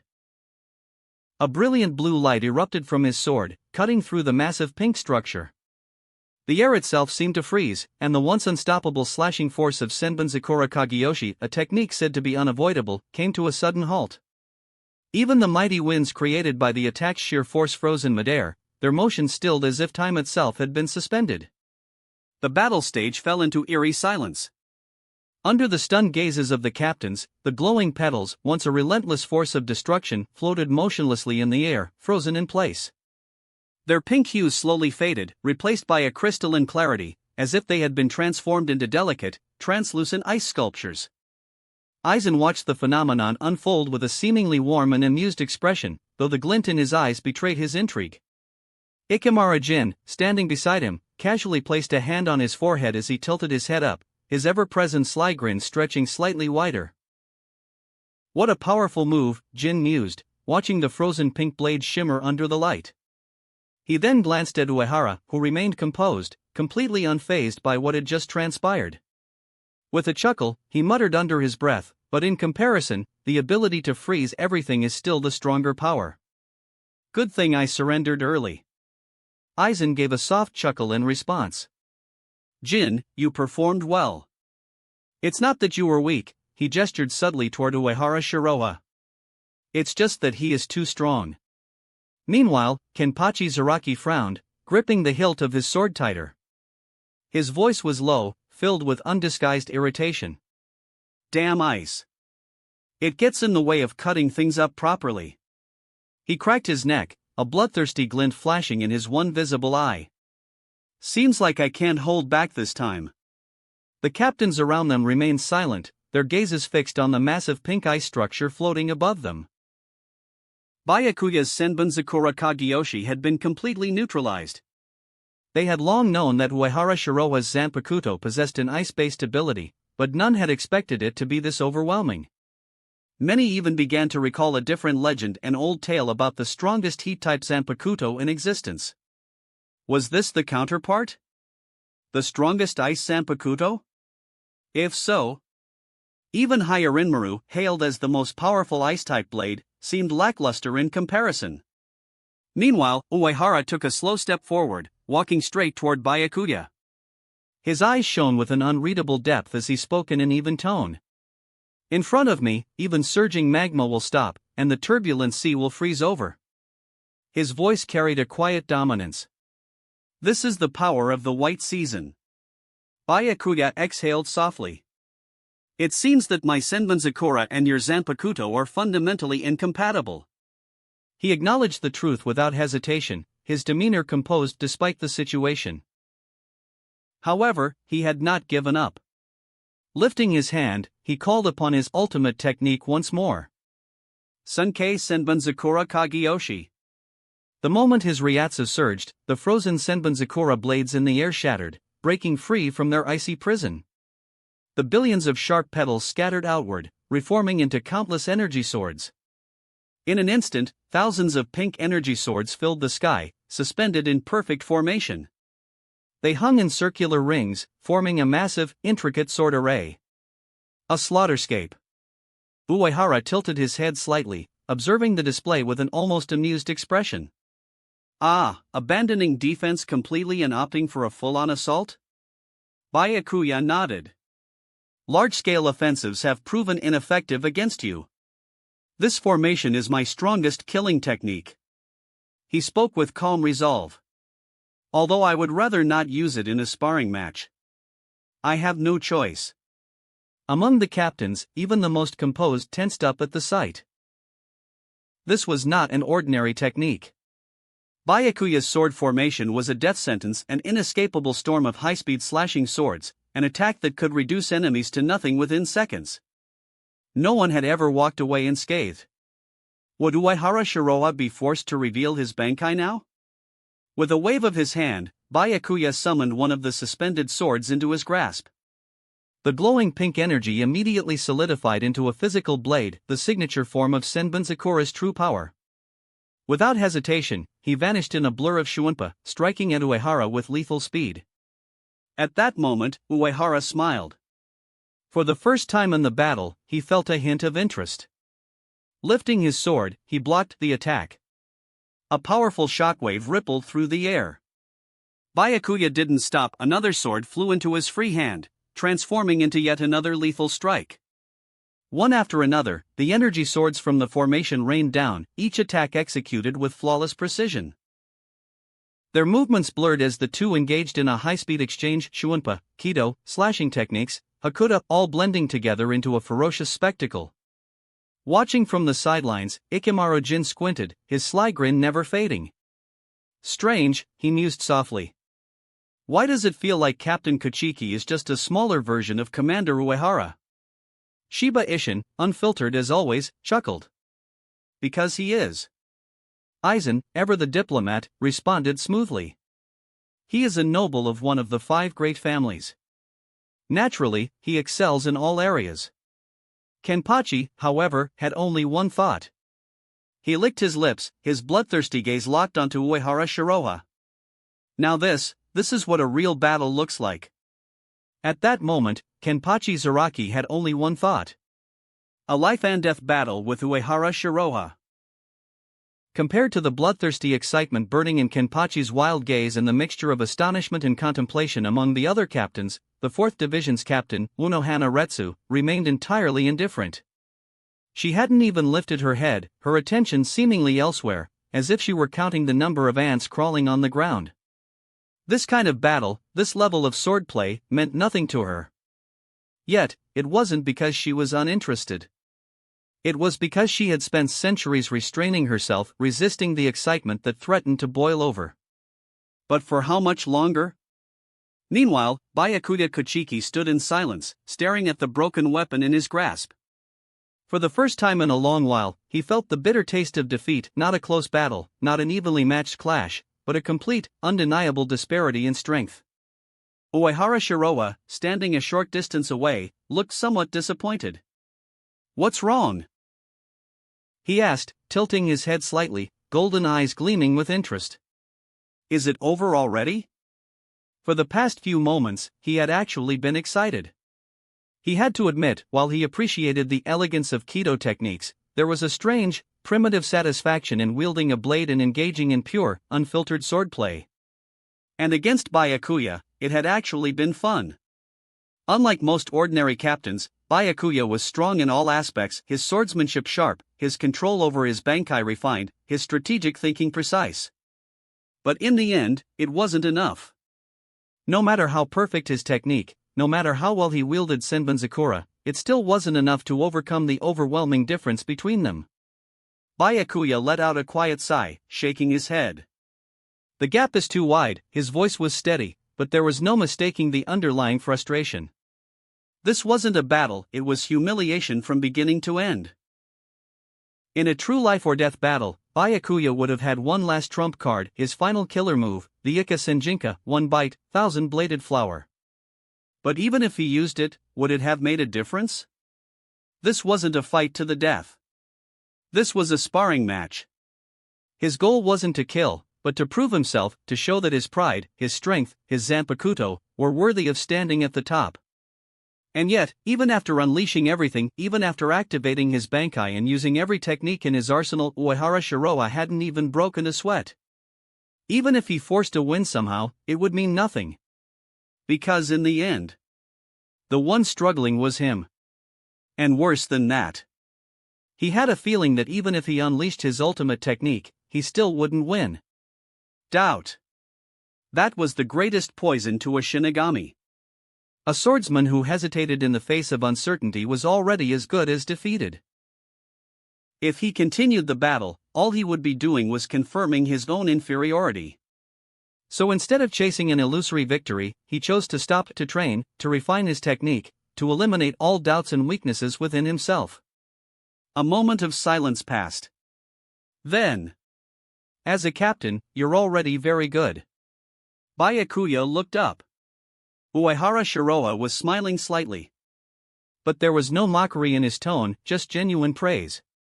After all, Byakuya was the second most handsome man here, after himself, of course. And more importantly, Byakuya knew how to act cool. Thinking back, he remembered the first time Byakuya had been introduced. His aura was so cold and untouchable that it was almost divine. Yet, in the battles that followed, first, he was beaten by Ichigo Bankai. Then, he was beaten by Ikemaro Jin. Then, he was beaten in the 1,000-year Blood War. By now, his only notable accomplishment was his ability to keep getting beaten up in a way that looked stylish. Perhaps, that was his real talent. Before the captains could process the unexpected exchange of respect between the two, a wild, beast-like roar tore through the air. If you lost, get out of here right away. A monstrous spiritual pressure surged. With a savage grin, Kenpachi Zaraki rushed forward, his massive blade raised high. Uehara Shiroa, come and fight to your heart's content. Boom! The moment his blade swung down, a violent shockwave exploded across the battlefield. The sheer force of the strike split the ground apart, sending rocks and debris flying in all directions. A massive crater formed where the blade had landed. The training arena, built with the strongest materials, designed to withstand the attacks of ordinary captains, cracked like fragile glass beneath Kenpachi's raw power. Byakuya frowned slightly, quickly flashing away from the impact zone. Meanwhile, Uehara Shiroa sighed. Looking at Kenpachi, who was practically vibrating with excitement, he muttered. You guys are treating me like Lubu or something. He stretched lazily, yawning. I'm tired. How about we do this next time? Fighting against Ikemaro Jin and Byakuya had been manageable. But fighting against this beast? That was a different story entirely. For most Shinigamis, battle was a means to an end, a tool used to achieve power, victory, survival. Just like a thief steals for money, most Shinigamis fight to win. But Kenpachi Zaraki? He didn't care about winning. He didn't care about the outcome. For him, the fight itself was the reward, the pleasure of cutting, of slashing, of feeling the thrill of combat. And worst of all, the more he fought, the stronger he got. No next time. Kenpachi's voice thundered. Reaching up, he ripped off his eye patch. I'm coming at you full force. Don't even think about running away.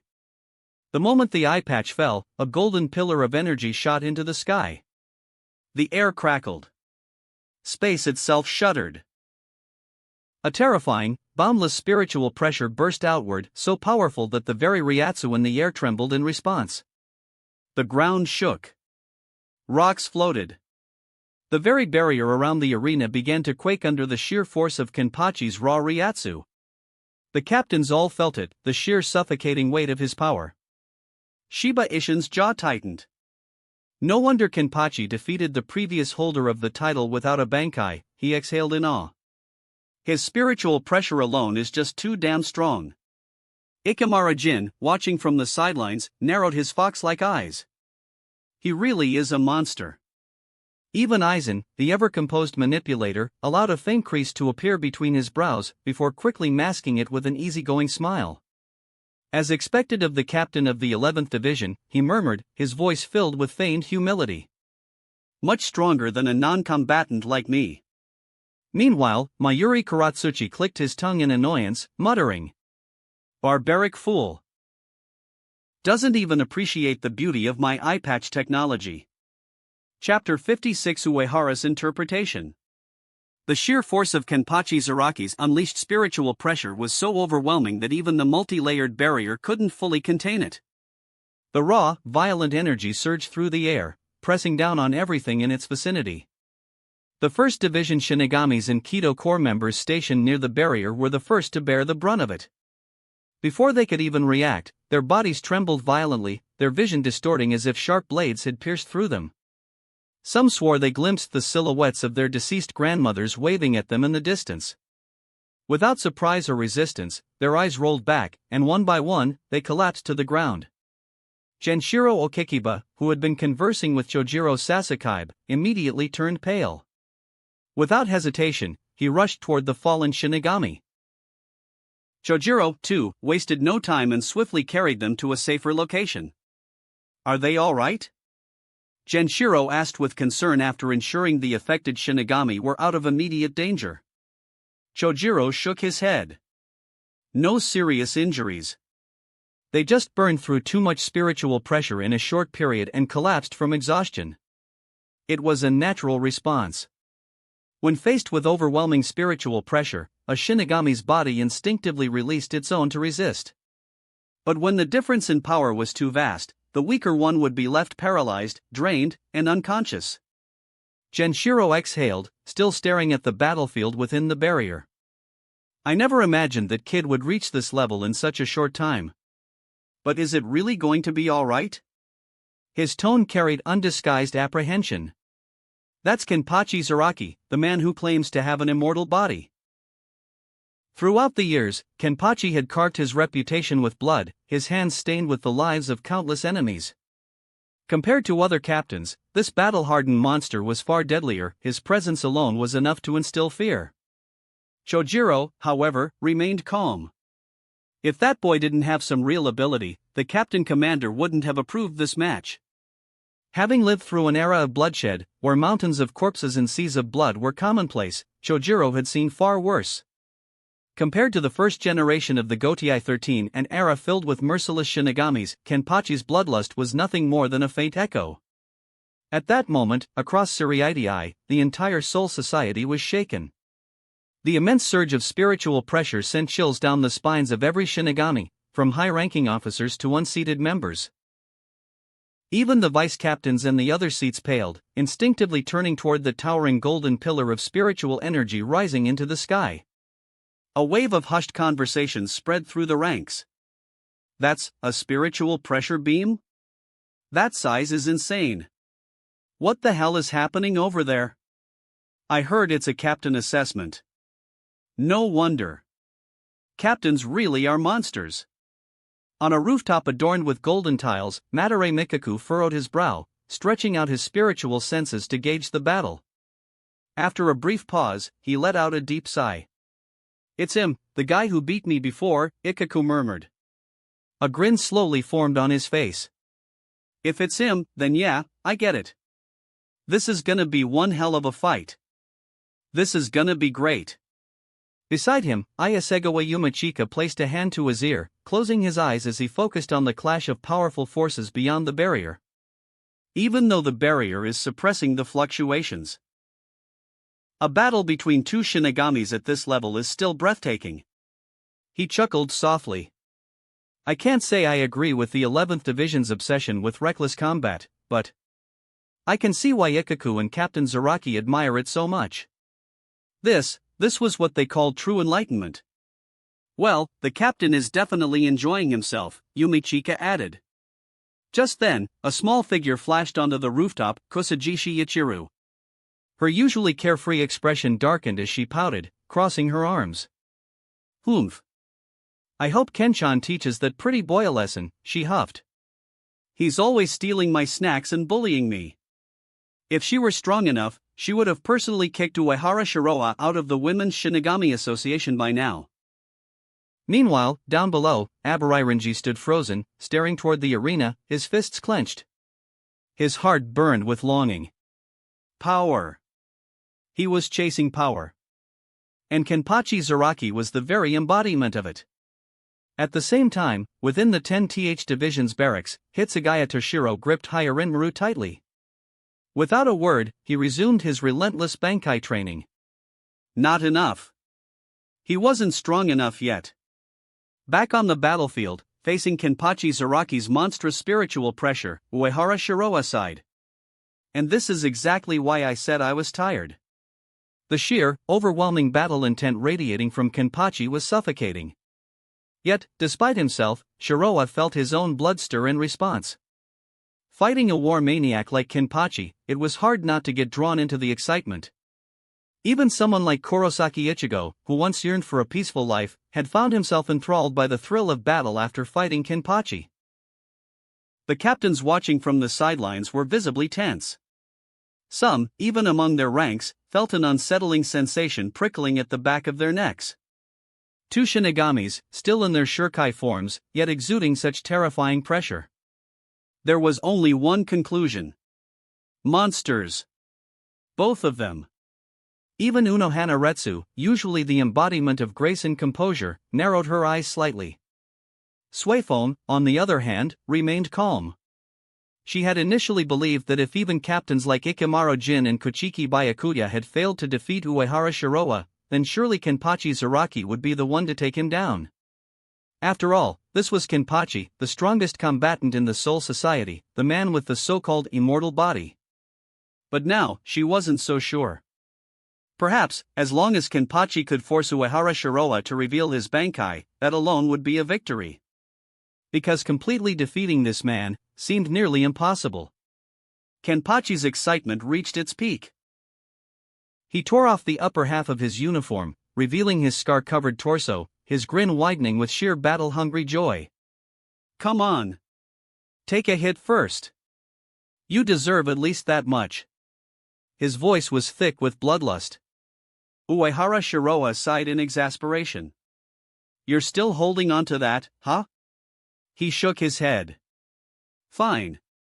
I won't hold back, then. Without hesitation, he slashed. At first glance, it looked like a simple strike. But the moment the blade cut through the air, it became clear it was anything but ordinary. High-level captain-class swordsmanship wasn't just for show. And yet, this wasn't even his full power. If he had utilized sun-breathing or 7 flashes, even a 1,000-year-old captain-class Shinigami wouldn't have been able to endure it. But Kenpachi Zaraki? He barely flinched. Ha! That all you got? Kenpachi's eyes darkened, his killing intent intensifying.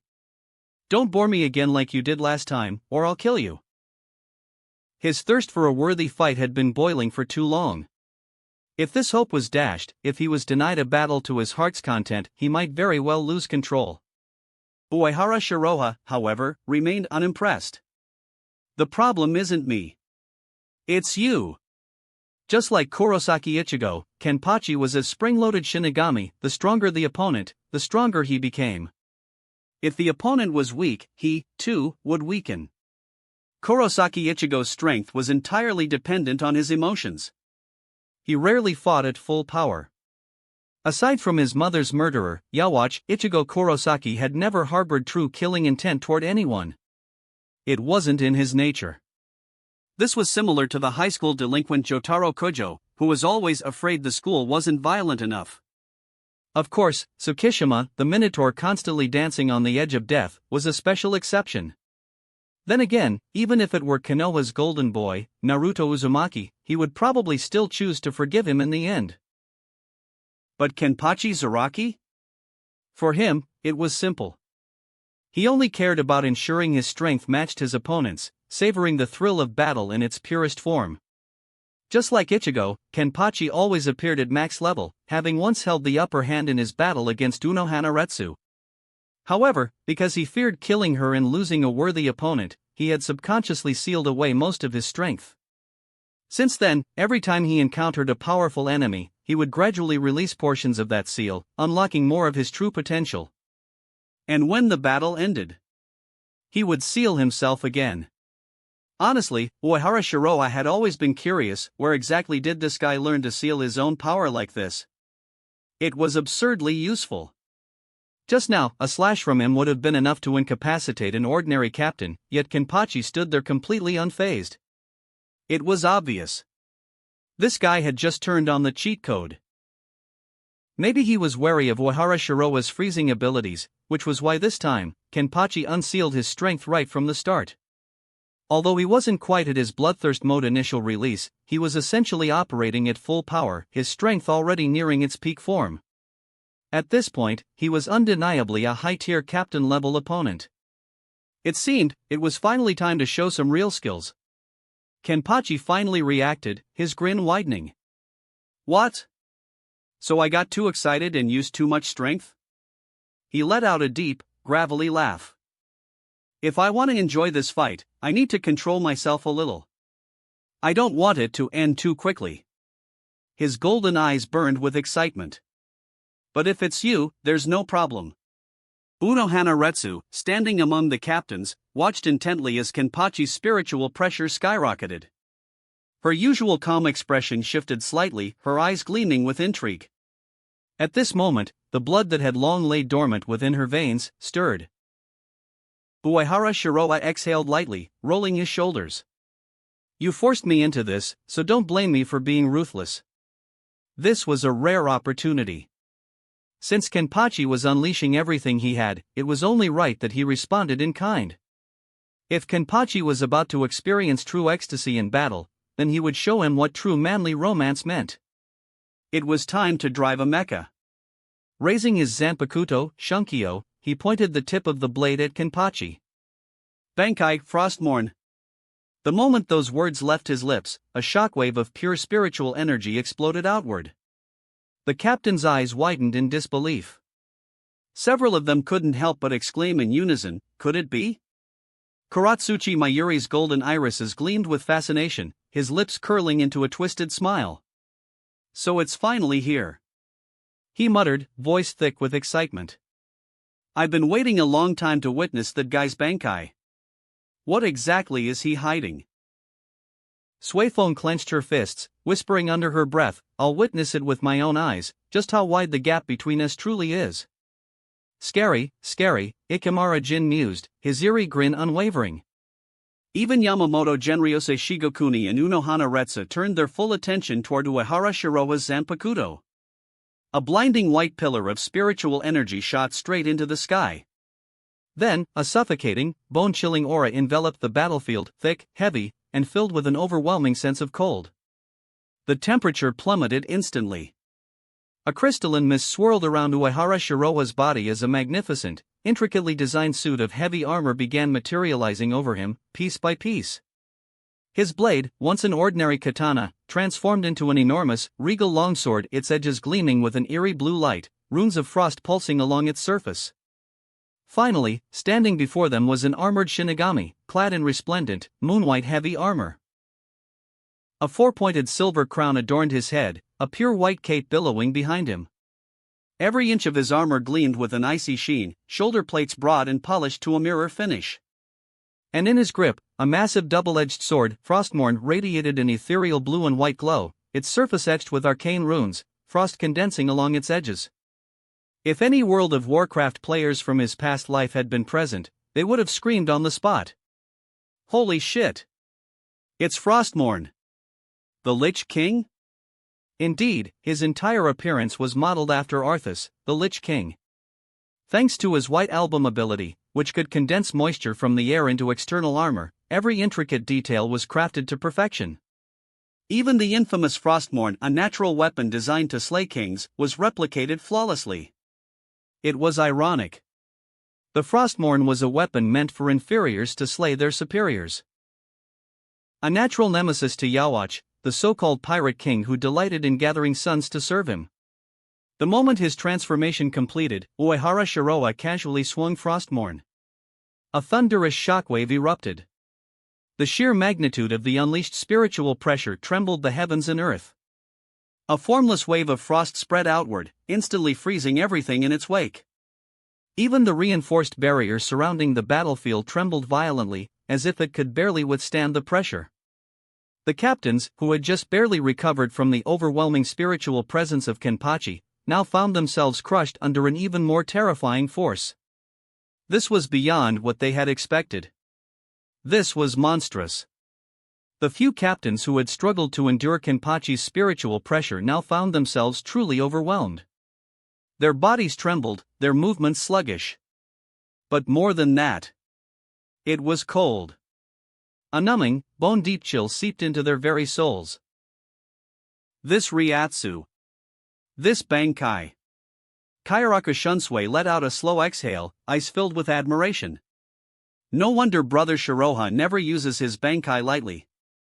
I understand now. He had thought he was the only one hiding a terrifying Bankai. Turns out, Uehara Shiroha had been concealing something just as dangerous. For the first time in a long while, he felt a kindred connection, an unspoken bond between two cunning old foxes. Meanwhile, Shiba Ishin crossed his arms and grumbled, "I feel like Captain Uehara's Bankai is completely different from ours." The other captains all nodded in agreement. Regardless of strength, most of their Bankai took on subtle or abstract forms. But Uehara Shiroha's? It was extravagant, awe-inspiring, overwhelmingly powerful, the kind that dominated the battlefield just by existing. It was rare to see a Bankai with such flair. At that moment, Suifoam stiffened, her senses alert. Then, she heard a sudden exclamation from Kamamura Sajin. "Captain Suifoam, you." "What?" She turned to him, only to notice something strange. His barrel-shaped helmet had turned completely white, coated in a thin layer of frost. Alarmed, she raised a hand to her face. Cold. Freezing cold. It was then that the captains realized they, too, were covered in a fine layer of frost. Retreat beyond the barrier. Yamamoto barked, immediately flashing backward. Kayaraka Shuinsue's voice rang out, "It's coming, move." A wave of freezing air surged forward like a white frost storm. The captains didn't hesitate. They vanished in an instant, escaping beyond the barrier. Chapter 57, The Destructive Power of a Natural Disaster, the slashing collision that tears apart the heaven and earth. At that moment, the temperature across the entire Soul Society dropped several degrees. A bone-chilling cold swept through Siriitii as every Shinigami felt the oppressive and terrifying spiritual pressure weighing down on them. Previously, when Kenpachi Zaraki had released his Ryatsu, the distance and barrier had muffled much of its impact. Though they could tell it was powerful, it hadn't been overwhelming. But now? Now, they felt as if they had been thrust into a world of ice and snow. Their bodies trembled involuntarily, hands and feet turning numb as an unprecedented sense of fear took hold. It was as if they had been struck by an invisible force, crushing them under its weight. Near the training grounds, several 11th Division members, known for their battle-hardened resilience, found themselves struggling. Their spiritual pressure wouldn't circulate properly. It was as if their very souls were freezing over. Elsewhere in the Siriitii, members of the court army and various divisions also felt the familiar spiritual signature. Ayasunanao, Hinamori Momo, Kachiki Rukia, and Matsumoto Ranjaku all stiffened as realization dawned upon them. It's the Commander-in-Chief. Mr. Uehara. Shiroha. Shock flickered across their faces before being replaced with unwavering confidence. So it's him. Ranjiku exhaled, the tension leaving her shoulders. There's no way he would lose. The commander doesn't do anything without absolute confidence. Nanao added firmly. Their faith in Uehara Shiroa was absolute. Outside the barrier, the captains stood in stunned silence as they took in the scene before them. The moment Uehara Shiroa had activated his Bankai, a tide of icy energy had flooded the martial arts field. Frost condensed in the air, and a thick layer of white frost coated the ground. Every shattered stone pillar, every broken rock, was now encased in an impenetrable layer of glacial armor. The entire battlefield had transformed into a frozen wasteland, as if winter itself had descended upon them. Not long ago, it had been a bright and sunny day. Now, even standing behind the protective barrier, the captains could see visible puffs of white air as they exhaled. If that barrier wasn't in place, this would be catastrophic, Shiba Ishin muttered, his expression grim. This natural disaster-like Bankai was simply terrifying. Kayaraka Shunsui cast a sidelong glance at Yamamoto Genryosei Shigakuni, who remained with his eyes closed, seemingly unbothered. His voice was low as he mused, I wonder if Uehara Shiroa will become a monster like the old man in the future. Meanwhile, Tozen Kaname observed the battle with an unreadable expression, his spiritual senses fully extended. His thoughts churned darkly. They truly are a monster. To Tozen, people who prioritized battle over the laws of soul society were dangerous, inevitably leading to chaos. And this Uehara Shiroa. He had a foreboding sense that Uehara Shiroa could become an obstacle to his own vision of justice. Within the frozen battlefield, standing amidst the biting cold, Kenpachi Zaraki gripped his Zanpakuto with one hand. The slender, jagged blade trembled slightly. Not from his own movements, but from the sheer force of Uehara Shiroa's Ryatsu pressing down on it. Yet, instead of fear, Kenpachi's face split into a satisfied grin. Ha! It's been a long time since I felt my blade being sharpened by someone else's spiritual pressure alone. Damn, I missed this feeling. His golden eyes burned with excitement. Raising his Zanpakuto, he pointed the broken edge directly at Uehara Shiroa, his entire body tensing as he gathered power. A somewhat dull voice echoed from beneath Uehara Shiroa's helmet. Aren't you cold? He had already activated his stance abilities, and yet Kenpachi wasn't even flinching? Kenpachi scoffed. I've been frozen by you so many times before, my body got used to it. His voice was brimming with confidence. He had challenged Uehara Shiroa countless times before. Yet, every single time, he hadn't even had the chance to draw his sword properly. It had been humiliating. But this time? This time, Kenpachi was ready. He was going to cut him down in one stroke. As Kenpachi continued charging his attack, Uehara Shiroa wasn't idle either. His Ryatsu surged, escalating to an even greater height. The captains watching from outside the barrier felt their breath hitch. Even now, these two were still increasing their spiritual pressure? Do these monsters have no limits? At this moment, Kenpachi was fully focused. Never before had he been able to let loose like this. Normally, he held back, constantly suppressing himself to avoid killing his opponent too quickly. But this time? He had a gut feeling. If he didn't go all out, if he didn't push himself to his absolute limits, then he wouldn't be able to touch Uehara Shiroa. If he couldn't hurt his opponent, then it wasn't a fight. And if it wasn't a fight, then it was boring. With that thought, Kenpachi moved. His blade came down in a vicious arc, the strongest slash he had ever unleashed since arriving in Soul Society. Words couldn't describe this ultimate strike. It wasn't just an attack.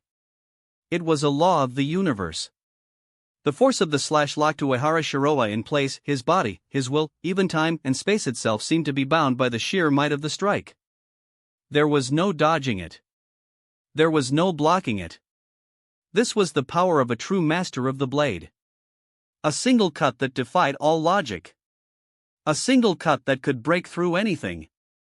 Much like Kurosaki Ichigo's Getsuga Tensho, which demonstrated the miraculous might of pure force, Kenpachi's attack was an embodiment of the concept, one slash shatters all. Uehara Shiroa's grip tightened around Frostmourne. Without hesitation, he swung his sword to meet the attack head-on. There was no need for words. No need for eye contact. In that moment, only their weapons spoke. Blinding white spiritual pressure clashed against dazzling golden Ryatsu as their blades met in the air. The impact was instant. A deafening explosion engulfed the battlefield as a shockwave of raw power burst outward.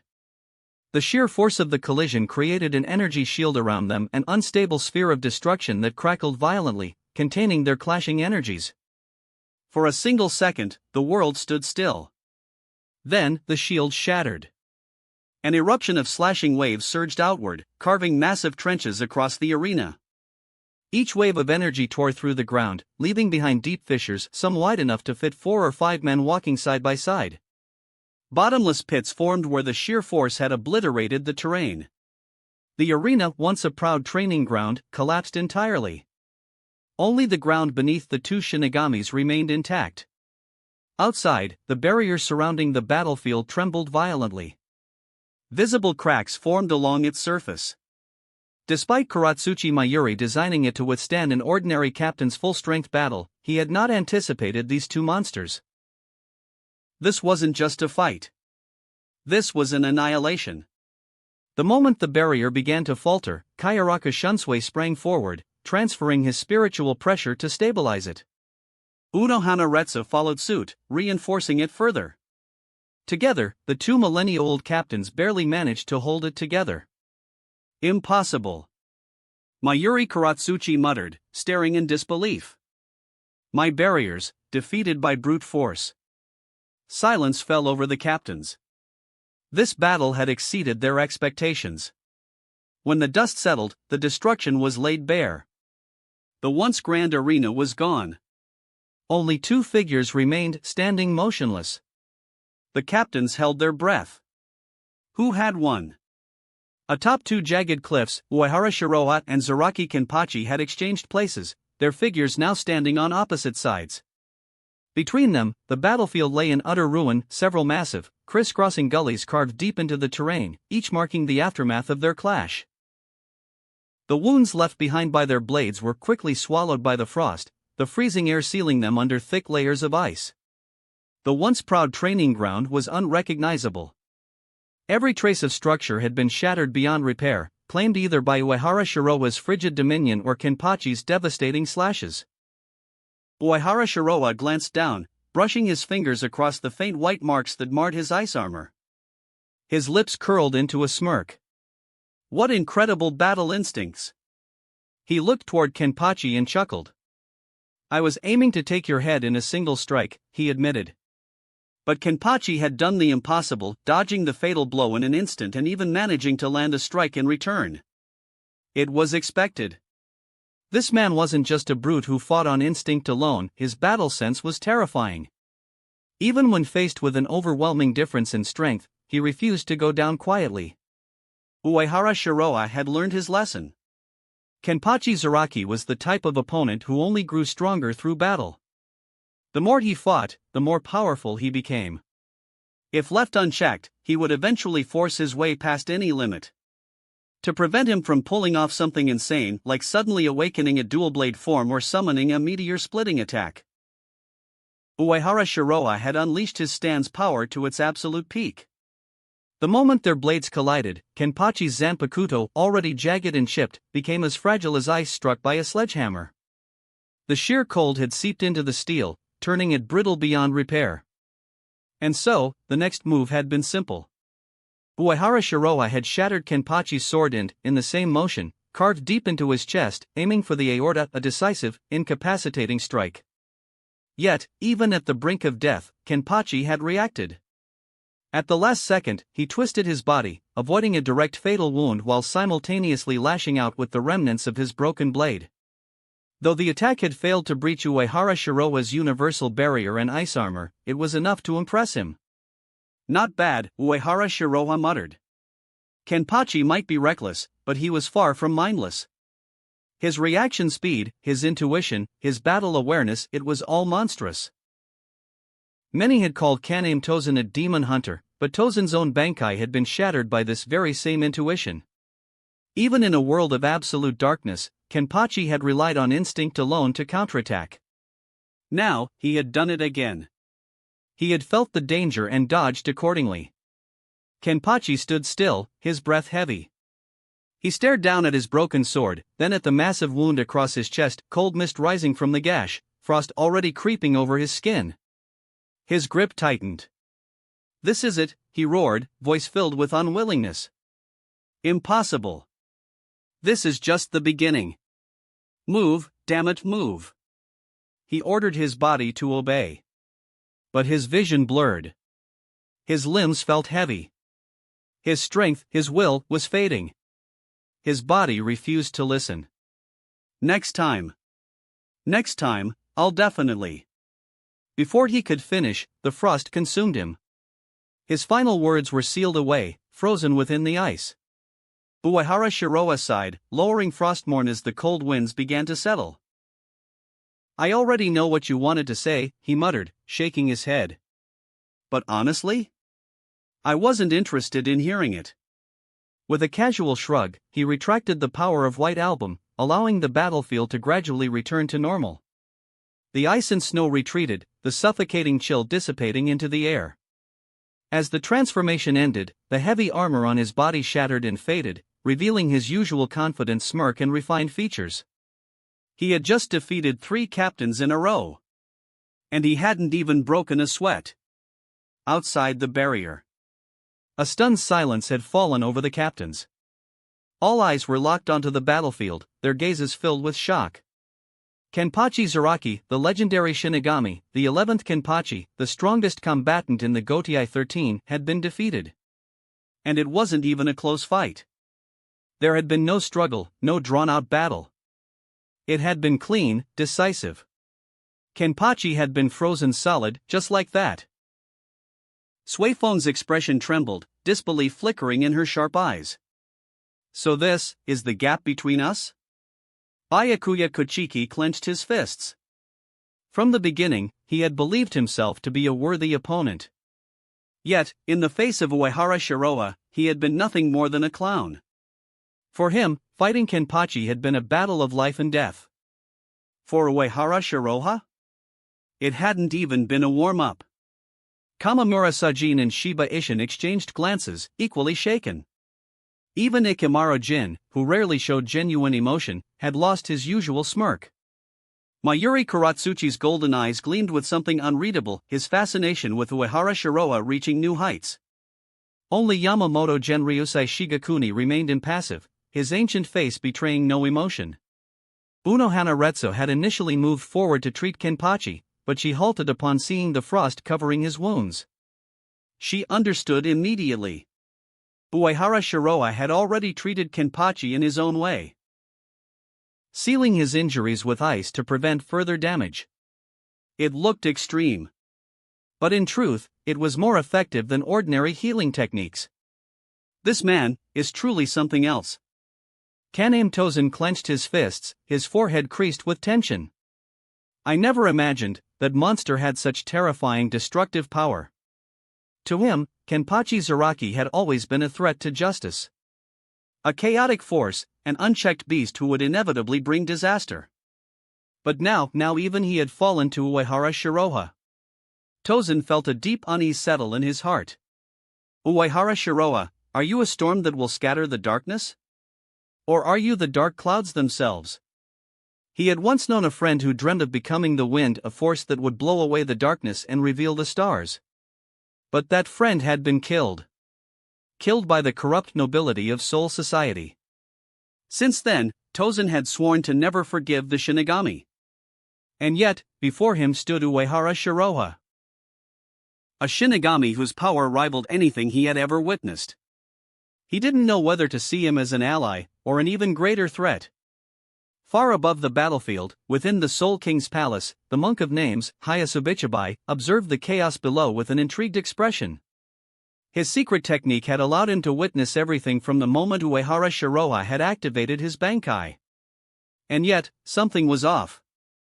As the one who governed the names of all things, Ichibai knew that Uehara Shiroha had spoken a false Bankai name. At first, he hadn't cared. A Zanpakuto's true power could only be accessed by awakening its true name. Without it, Bankai could never reach its full potential. But Uehara Shiroha's freezing ability was extraordinary. Ichigo's eyes narrowed. Strange. I cannot see into his inner world. Something is blocking me. For a moment, a rare flicker of uncertainty crossed his face. Then, he smirked.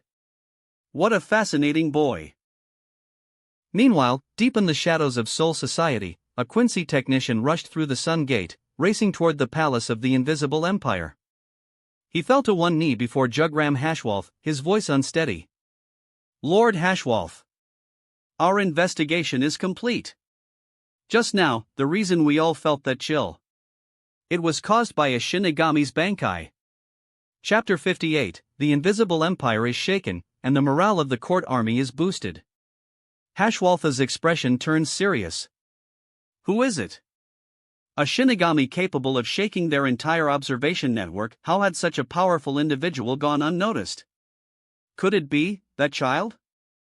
The one rumored to possess the strongest ice-type Zanpakuto? The technician straightened his back and responded respectfully, Uehara Shiroha. Hashwolf's brow furrowed. Who? The name didn't belong to any of the 13 Gotii 13 captains. Not even among the vice-captains. The technician, sensing his confusion, elaborated. Uehara Shiroha is the Shinigami who has been very active in Hueco Mundo recently. He has proven difficult to track. That guy? Hashwolf finally recalled the name. A strange Shinigami, one who never seemed to step near the shadows, making him difficult for the Quincy to observe. But wasn't he just a third seat? A nobody who wasn't even a vice-captain? How could someone like that possess a Bankai this powerful? His memory painted Uehara Shiroha as nothing more than a frivolous playboy, someone with no particular ambition or value. A man who indulged in extravagance wherever he went, enjoying the luxuries of life without a care in the world. And yet, now he was being labeled as a top-tier powerhouse? Hashwolf's fingers tightened around the document as the technician handed it over. Due to the immense Ryatsu fluctuations, only this image remains, the technician explained. Hashwolf's eyes scanned the image. It showed Uehara Shiroha, his face calm and composed, ice armor partially dissolved. Opposite him, Saraki Kenpachi, completely frozen. For a moment, Hashwolf hesitated. Then, he accepted the fact. A new, unsettling thought took root in his mind. Is Soul Society about to give birth to another Yamamoto Genryusai Shigakuni? The mere notion sent a ripple of unease through him. Hashwolf turned to his men, issuing a swift command. From this moment onward, closely monitor Uehara Shiroha's movements. Gather every single piece of information available on him.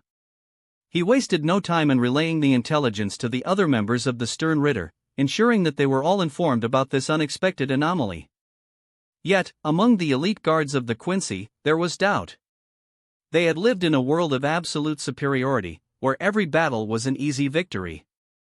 What real threats had they ever faced? A single third-seat Shinigami, even one with a powerful Bankai, was nothing more than an amusing distraction. I hope he turns out to be an interesting opponent. The one who spoke was Gerard Valkyrie. Towering and imposing, possessing the very heart of the Soul King, he exuded an air of invincibility. His script, the Miracle, granted him near immortal endurance.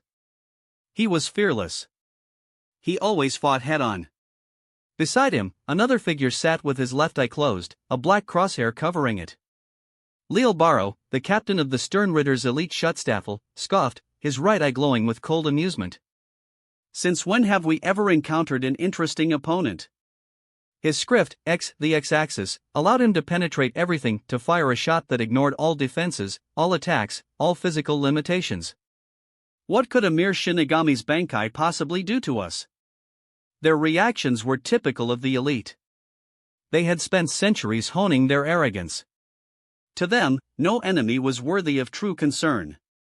Hashwolf observed their attitudes. He sighed internally. There was nothing he could do. After all, the stern Ritter, especially the Schutzstaffel, had every right to be proud. They had spent 1,000 years gathering strength. And they were about to learn what a true monster looked like. Meanwhile, in Soul Society, the news spread like wildfire. The entire Suriitii was shaken. Uehara Shiroa defeated Kenpachi Zaraki. Shockwaves rippled through the ranks of the Gotei 13. Some refused to believe it. Inside the 11th Division, Madarei Mikako locked himself in his room, screaming, "Impossible! Captain Zaraki will never lose." Beside him, Ayasegawa Yumichika and Abariranji exchanged uneasy glances. They had trained relentlessly, pushing themselves day and night. And yet, a man who spent his time surrounded by women, basking in luxury, had crushed Kenpachi in a single battle? If he could reach that level, then what was the point of their own hard work? Of course, not everyone was upset. Kenchan must have had fun. Kusajishi Ichiro smiled, swinging her legs idly. I bet he's happy. Even if he lost. She knew Kenpachi better than anyone. For him, winning and losing didn't matter. What mattered was the fight itself. But for the rest of the 11th Division, the division built around Kenpachi's undefeated legend, this was a devastating blow. They had worshipped him, seen him as invincible. And now, that myth was shattered. Their hero had fallen. For them, Uehara Shiroa's existence was a nightmare. But for everyone else in Soul Society? It was a reason to celebrate. The court army's morale skyrocketed. A strong leader is the greatest inspiration to an army. With Uehara Shiroa standing at the top, the Shinigamis of Soul Society felt renewed purpose. Even the ordinary Shinigami, those without noble blood, without centuries of heritage, looked at him with pride. He wasn't a noble. He wasn't an aristocrat. Yet, he had become one of Soul Society's greatest Shinigamis. In that way, he was similar to Aizen before his betrayal, a man who had inspired others through sheer strength and leadership. Uehara Shiroa's reputation, once clouded by frivolity, was now cemented in history. His name would be spoken alongside the greatest Shinigami to ever live. Even the nobility viewed him favorably. Over the years, the Gotei 13 had grown too powerful, absorbing the Kido Corps and Onmitsukido into its ranks. The noble families had sought a counterbalance to keep the organization in check. Now, in Uehara Shiroa, they saw a solution, a new force capable of shifting the power dynamics. As Kenpachi Zaraki was carried, along with his chair, to the 4th Division's comprehensive first aid room, Uehara Shiroa made his way to the captain promotion ceremony. The formalities were tedious, but necessary. With his newfound status, Uehara Shiroa also attended several social gatherings afterward. After all, power in Soul Society wasn't just about fighting and killing. It was about politics and connections. Sitting in his new position, he quickly realized something: strength alone was not enough. The world of Soul Society was built upon relationships. Still, his decision to expose so much of his strength had been a necessary evil. Kenpachi Zaraki had simply been too much. If he had held back any further, the fight might have escalated into something even more absurd. But there was an upside. With his dominance now fully displayed, his future actions would be far more convenient. His voice in the Gotei 13 would carry more weight. He had power. He had subordinates. Anyone with a functioning brain would know better than to provoke him. Of course, the Tsunoyoshiro family was an exception. Those arrogant nobles had been growing increasingly inflated with self-importance. And, honestly, they weren't very smart.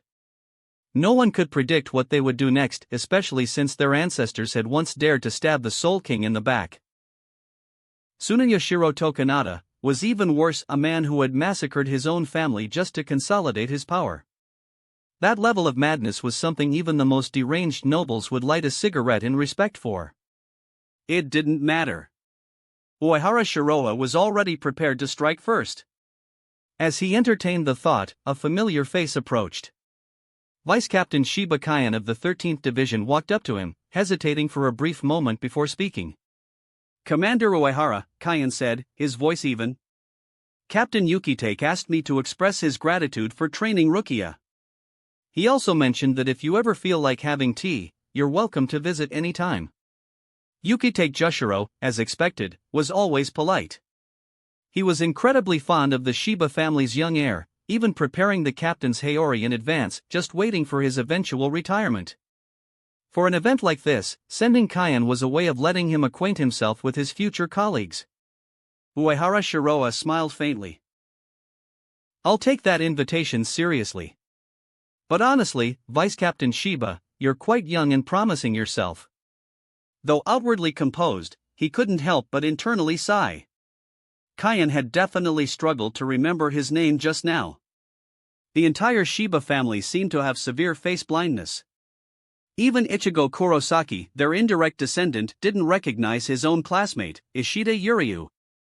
And now, Kyan had needed a moment to recall his name, despite the fact that Uehara Shiroa was one of the most famous figures in Soul Society.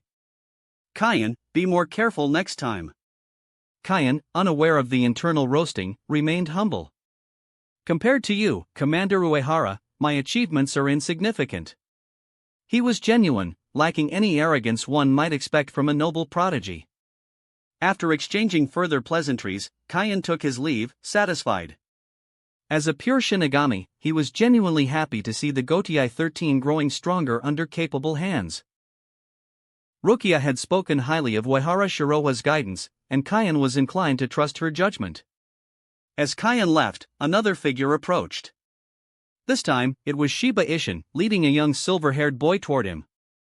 Commander Uehara, Ishin greeted, his usual grin in place. This little guy is Hitsugaya Toshiro, the genius of our 10th division.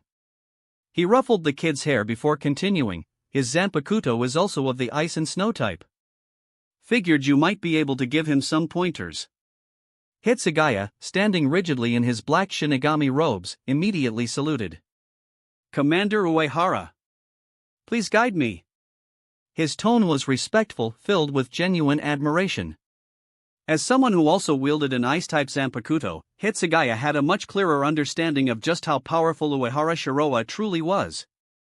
Uehara studied the dwarf prodigy in front of him, suppressing the urge to chuckle. He softened his expression. I wouldn't say I can give you guidance, he said, but I do have some advice. Hitsugaya listened attentively. If you can take action, Uehara continued, then do it. Don't waste time talking, especially not in the middle of a fight. Otherwise, you'll probably lose both the battle and the argument. Hitsugaya tilted his head slightly, confused. But Uehara Shiroa simply sighed. He had seen the future. He knew this kid had a bad habit, one that led to humiliating losses. For example, his infamous 10 Arankars can destroy Soul Society claim. And every time he fought Aizen, he had a tendency to dramatically announce his deductions, as if he could outmaneuver the master of deception with words alone. The result? He got wrecked. Every single time. Aizen didn't even bother responding, he simply one-shot him like it was a scripted event. Honestly, just talk less. Though still confused, Hitsugaya bowed deeply. Thank you for your advice. I'll remember it. Uehara Shiroa could only hope he actually would. He probably wouldn't. With that, the ceremony concluded. After 50 years of rebuilding, the Gotei 13 had finally recovered from the holification incident. And after today, no one dared to question Uehara Shiroa's leadership any longer. Even among the captains, he had earned absolute respect. That evening, under the admiring gazes of their fellow Shinigami, Uehara Shiroa and Kayaraka Shunsui strolled off toward Hanamachi, arms around each other's shoulders. It was drinking time. Seeing this scene, the normally stoic Captain Commander Yamamoto Genryusei Shigakuni sat motionless, but beneath his beard, his right hand tightened slightly around his cane.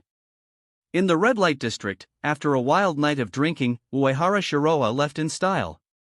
Kayaraka Shunsui? He had left at midnight after settling the bill. In the end, he had merely been a walking wallet. Now he looks cool, Uehara mused. But it's completely different from me. Kayaraku, meanwhile, was frustrated. His well-behaved niece had gone missing. He had to handle confidential reports himself. And on top of that, the Tsunoyoshiro family's arrogance was becoming a growing concern. The pressure was mounting.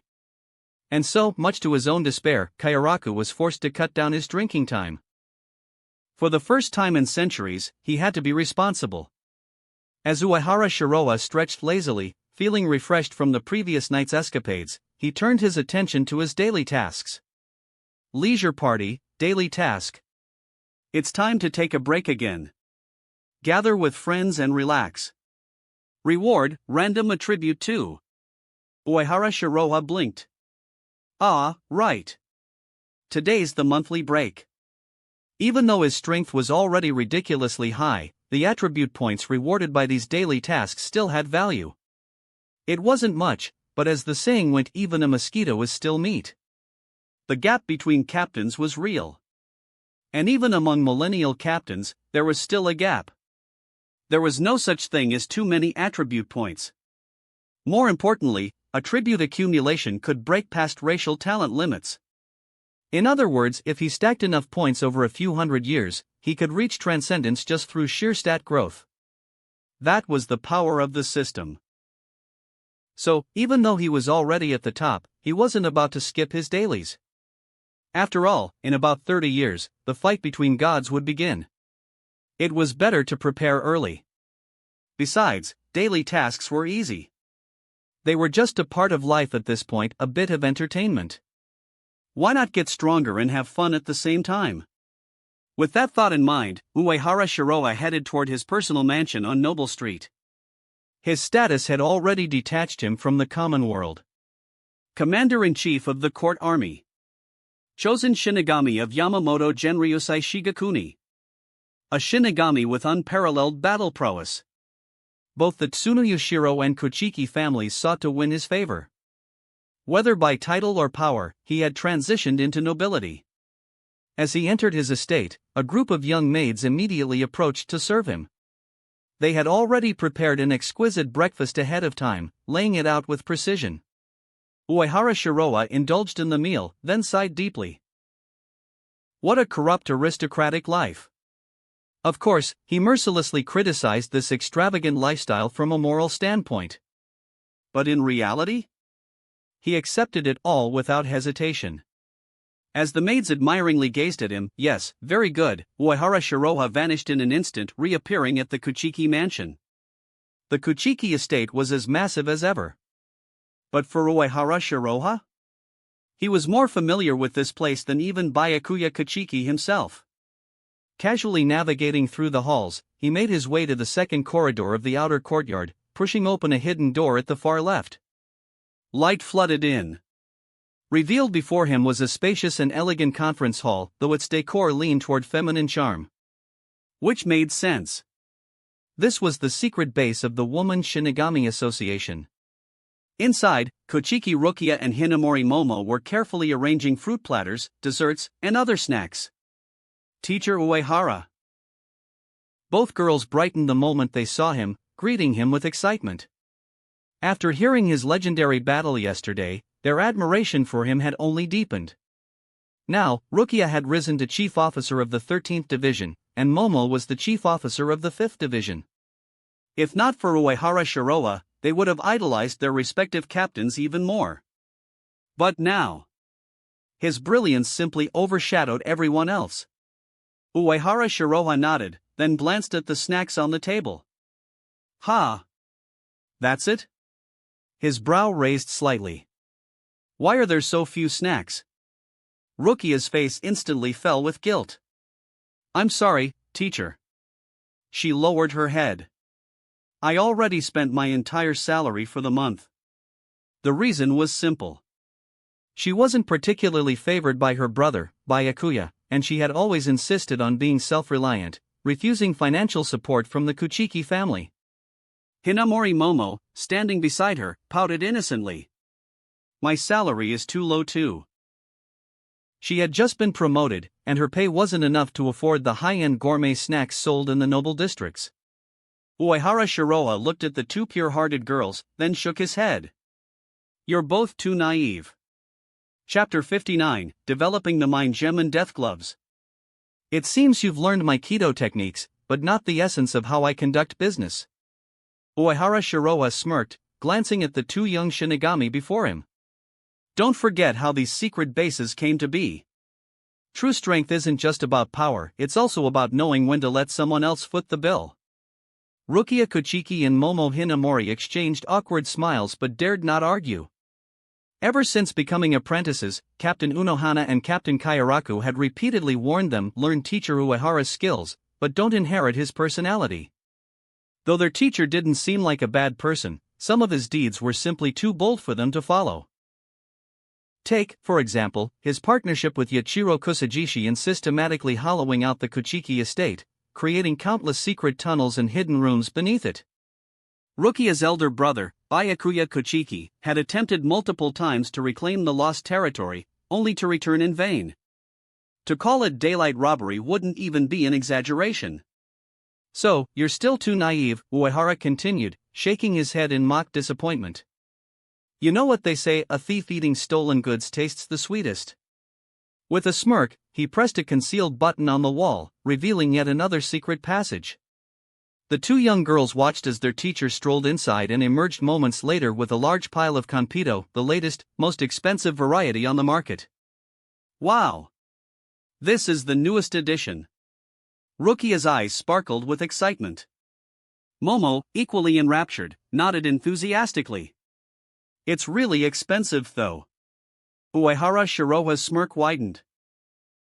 That's why it tastes even better when it's free. The two girls hesitated only for a moment before succumbing to temptation. Soon, they were happily munching on the stolen sweets alongside their unscrupulous teacher. When Ayase Nanao finally arrived at the meeting hall after a long day of handling court army affairs, the first sight that greeted her was Uehara, Rukia, and Momo shamelessly indulging in snacks. The table before them was covered in colorful Kanpito candies. Her eyebrows twitched. Isn't this the president's favorite snack? Her sharp gaze landed on Uehara Shiroha, who had the audacity to greet her casually while popping another piece of candy into his mouth. Nanao, you're here. You've worked hard, he said leisurely, as if he hadn't just been caught red-handed. She exhaled sharply, trying to keep her composure. Commander, why on earth did you fight Captain Zaraki? Do you realize how risky that was? She wanted to scold him but found herself too exhausted to even finish the thought. Instead, she snatched a pack of Chappie brand Kanpito from Rukia, tore open the packaging, and began eating. Rukia, who had been about to stuff the stolen candy into her pocket, froze mid-motion. Her expression turned to utter devastation. My precious Chappie Kanpito," she whispered, reaching out weakly. Hinamori, on the other hand, feigned ignorance, happily munching away as though she hadn't seen anything. It was a well-known fact, no girl could resist sweets, and no woman could resist Uehara Shiroha's persuasion. Within minutes, he had skillfully coaxed Nanao into joining them. The four of them spent the evening chatting, laughing, and enjoying their stolen treats in a rare moment of peaceful bliss. That tranquil moment, however, was short-lived. A sharp cry suddenly echoed through the chamber, filled with heart-wrenching sorrow. "My candy is gone. Thief!" A pink-haired blur shot through the door. Before anyone could react, Yachiro Kusajishi, the Shinigami Women's Association president and menace of the Soul Society, had already launched a flying kick straight at Uehara Shiroha. "I knew it was you, pretty boy," she roared. She was fast. Almost too fast. But to Uehara, it was nothing. With a mere flick of his hand, he froze Yachiro midair, her tiny form suspended helplessly in the middle of the room. The three girls beside him sighed in unison. "Here we go again." Captain Nanao deadpanned, adjusting her glasses. "Why did you freeze the president again? Isn't she cold like that?" Momo asked innocently. Rukia crossed her arms. "At this point, even if the president is frozen 9,999 times, she'll still charge at Uehara-sensei the 10,000th time." "You summed it up nicely," Uehara mused, sending the still-frozen Yachiro to the front seat of the meeting room. At this point, she had become more of a mascot than an actual leader. Then, as if to further mock her, Uehara picked up another piece of konpito and ate it right in front of her. It was delicious. The three girls watched in exasperation. Eventually, Nanao gave in and used a keto spell to undo the freezing. As soon as she was freed, Yuichiro immediately puffed up in rage, but Uehara silenced her with a single, strategic sentence. "If you don't eat now, all the candy will be gone." Her fury evaporated instantly. In the next second, she had already devoured half the pile. Not long after, the dignified Unohana Retsu arrived. As the chairman of the Women's Association, she was required to attend the monthly meetings. However, Uehara suspected she was simply here to kill time. From the moment she entered, she radiated calm elegance, her serene smile never wavering. But beneath that gentle facade, Unohana was deep in thought. She had noticed something important. After yesterday's battle, Kenpachi Zaraki's seal had begun to loosen. This was a good sign. More than that, she was growing increasingly curious. What would it feel like to fight Uehara Shiroha herself? The last to arrive was the blonde, bold, and ambitious Matsumoto Ranjiku. With all these notable women gathered in one place, Uehara Shiroha, the only male in the room, stood out even more. Yet, whether it was the adorable Rukia, the innocent Momo, or the clingy Matsumoto, he handled them all with effortless ease.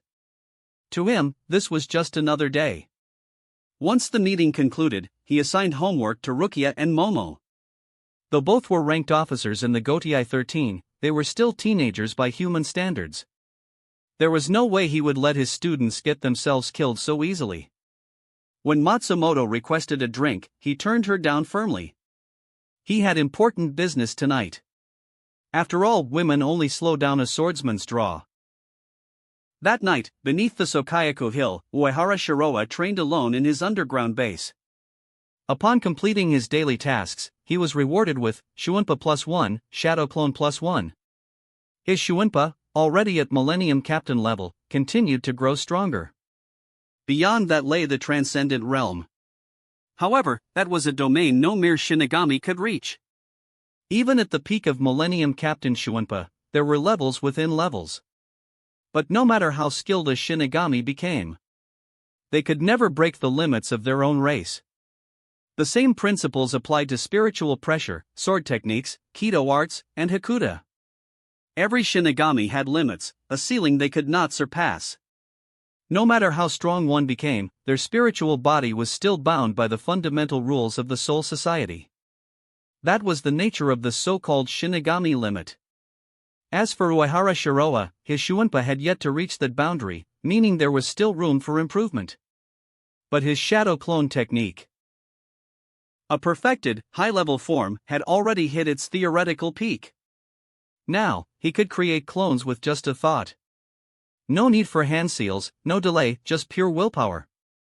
And unlike ordinary shadow clones, which split the user's strength, his technique allowed him to create up to 20 clones simultaneously for training, effectively mimicking the effects of the forbidden multi-shadow clone technique. His training efficiency had multiplied several times over, allowing him to grasp the subtle intricacies of his skills far quicker than any normal Shinigami. Of course, at this absurdly perfected level, improving through normal practice was impossible. There was nothing left to refine. He had truly pushed the technique to its absolute limit. However, the system didn't follow conventional logic. Even if his shadow clone technique had already peaked, the system's attribute points could break past common sense. If he continued allocating points to it, he could theoretically evolve it into a higher tier ability, a genuine, perfected multi-shadow clone technique. If that happened, and he could create hundreds of clones every day for training, his strength would skyrocket beyond anything the Gotei 13 had ever seen. This was the true power of the system. It could turn the impossible into reality. Abilities that had reached their absolute limit could still be pushed further. Even active skills like Universal Barrier could evolve into passive abilities, or be inverted into offensive techniques like Absolute Severance. A mere stand ability such as White Album could transform into a terrifying version akin to White Album Requiem. The more attribute points he collected, the stronger he would become. With that in mind, Uehara flipped his palm, revealing a glowing yellow gemstone. The Mind Gem, a treasure beyond worlds. In his hand rested an SR-tier artifact, the Mind Gem. A legendary infinity stone from the Marvel Universe. Even in the vast multiverse, this was an artifact of unfathomable power. It was how he had effortlessly crushed that group of so-called monstrous bodyguards in a past battle. Now, he was ready to explore its full potential. As he infused it with spiritual pressure, the gem resonated, and in an instant, countless scenes flashed before his eyes. Hundreds, no thousands of voices whispered in his ears, overlapping like an endless tide of thoughts. I want to become stronger. I want to be the sharpest blade under Commander Uehara. Abarai-senpai is so strong. I want to follow in his footsteps. The 11th Division is too dangerous. I want to transfer to the 4th Division after graduation. Mr. Uehara. I just want to draw. Uehara shut his eyes for a moment, focusing his mind, ensuring he was not overwhelmed by the voices. He quickly realized this was the Mind Gem linking him to the thoughts of others. The scenes he witnessed were fragments of their dreams. The voices he heard were the deepest desires hidden within their hearts. When he experimented further, he discovered that while he could read and slightly influence thoughts, his control was limited. The Mind Gem was still in its early development, and the range was too vast to exert fine-tuned influence. Even so, this was already terrifying. Why? Because every Zanpakuto had a will of its own. Some blades refused to acknowledge their wielders. Some could be stolen, sealed, or even turned against their owners. If he fully developed the Mind Gem, it would be an enhanced version of the infamous demon blade, Muramasa. He wouldn't just control people, he could dominate the souls of their weapons. If taken to the absolute limit, he could override the will of the Hogyoku itself, achieving true immortality. After all, the Hogyoku and the fragments of the Soul King all had sentience. He activated the Mind Gem once more. This time, the change was completely different. The world around him began to shift. The real world was no longer a solid, unshakable reality, it had become a canvas. With the Mind Gem's power, Uehara could paint upon this canvas, modifying and reshaping reality itself. He could add new details. He could erase existing ones. The scenes and figures he created were so vivid, so lifelike, that even he struggled to distinguish illusion from reality. The effect was nearly identical to Aizen's Kyoka Suigetsu. But unlike Kyoka Suigetsu, which relied on sight, his illusions manipulated cognition itself. With just a minor expansion, he could alter thoughts, memories, and perception itself. In just a short experiment, Uehara had developed 3 major abilities. Consciousness link, the ability to connect with and read the thoughts of others. Illusion creation, the ability to fabricate hyper-realistic illusions that affect reality. Minor thought manipulation, the ability to subtly alter perception and memory. And this was only the beginning. This was an ability that directly targeted the mind and cognition. And in Soul Society, where most combatants were glass cannons, strong in body, but weak in mental defense, this was a game changer. Even the Almighty, the supposed omniscience of the Soul King's power, required active activation. But the Mind Gem's abilities worked passively, seeping into its targets without them even realizing it. As he pondered, Uehara sealed the Mind Gem within a subspace. Its development would take time. But thanks to his shadow clones, he could practice using it endlessly within the sealed space, gradually refining its power. He was satisfied with his progress. The Mind Gem, at its full potential, was a pseudo-Soul King tier artifact. With it, he would be able to stand against beings like Gerard Valkyrie or Leal Bara without fear. Just as Uehara was lost in thought. A purple blur suddenly appeared behind him, her slender legs swinging out with explosive force. A sharp gust followed, cutting through the air like a blade of spiritual pressure. But her attack hit nothing but air. Uehara's figure flickered, vanishing like a mirage. The intruder's golden eyes widened. From behind her, a deep voice chuckled. I'm afraid you'll have to try harder than that, Yoruchi. Chapter 60, Aizen senses something strange, Uehara Shiroa inspects the territory. No matter how fast Yoruchi Shihoin moved, no matter how many different angles she attacked from, there was one inescapable truth: Uehara Shiroa's techniques were too absurd. If it wasn't his indistinguishable clones, it was his invisible slashes imbued with Kido. Even with all her experience, she couldn't counter them. It was too shameless. She sighed in frustration, reluctantly admitting defeat.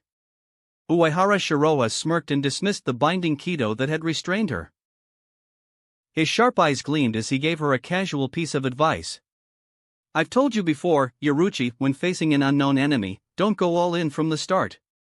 Always leave yourself some room to maneuver.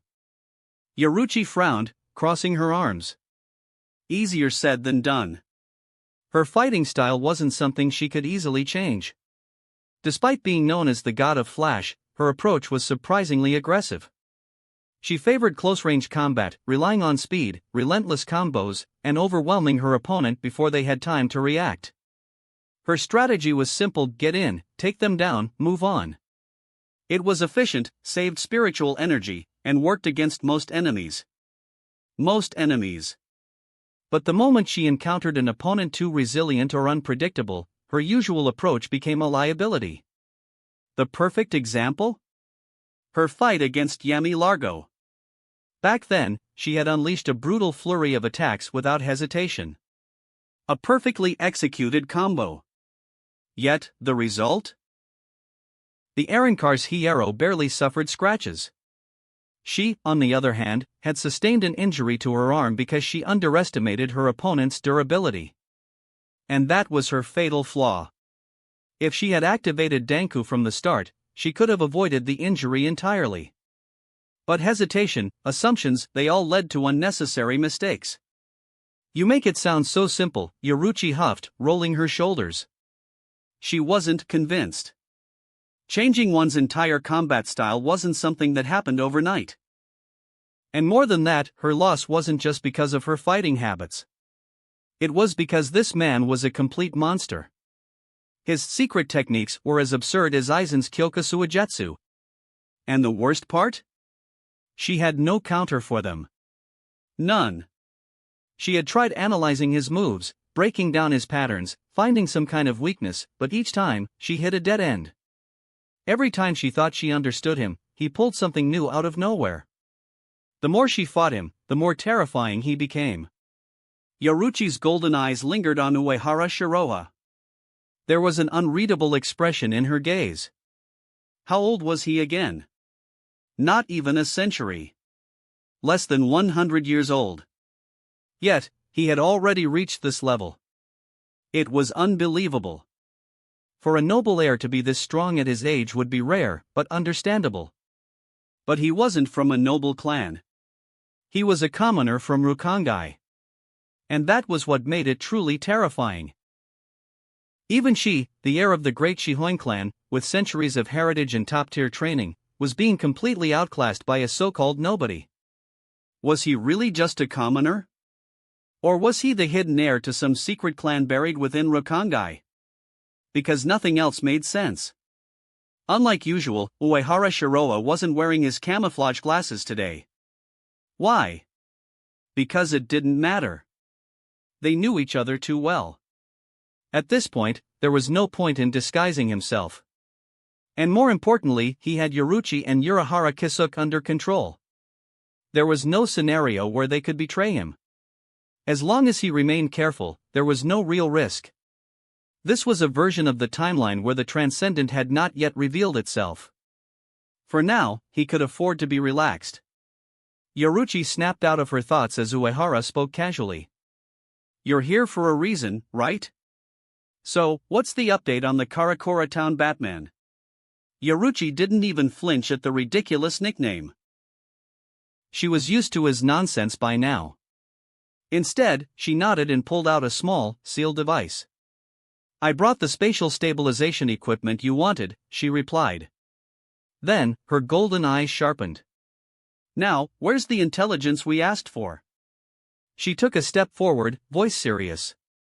What's the weakness of Aizen's Kyoka Suigetsu? Their relationship was purely business at first.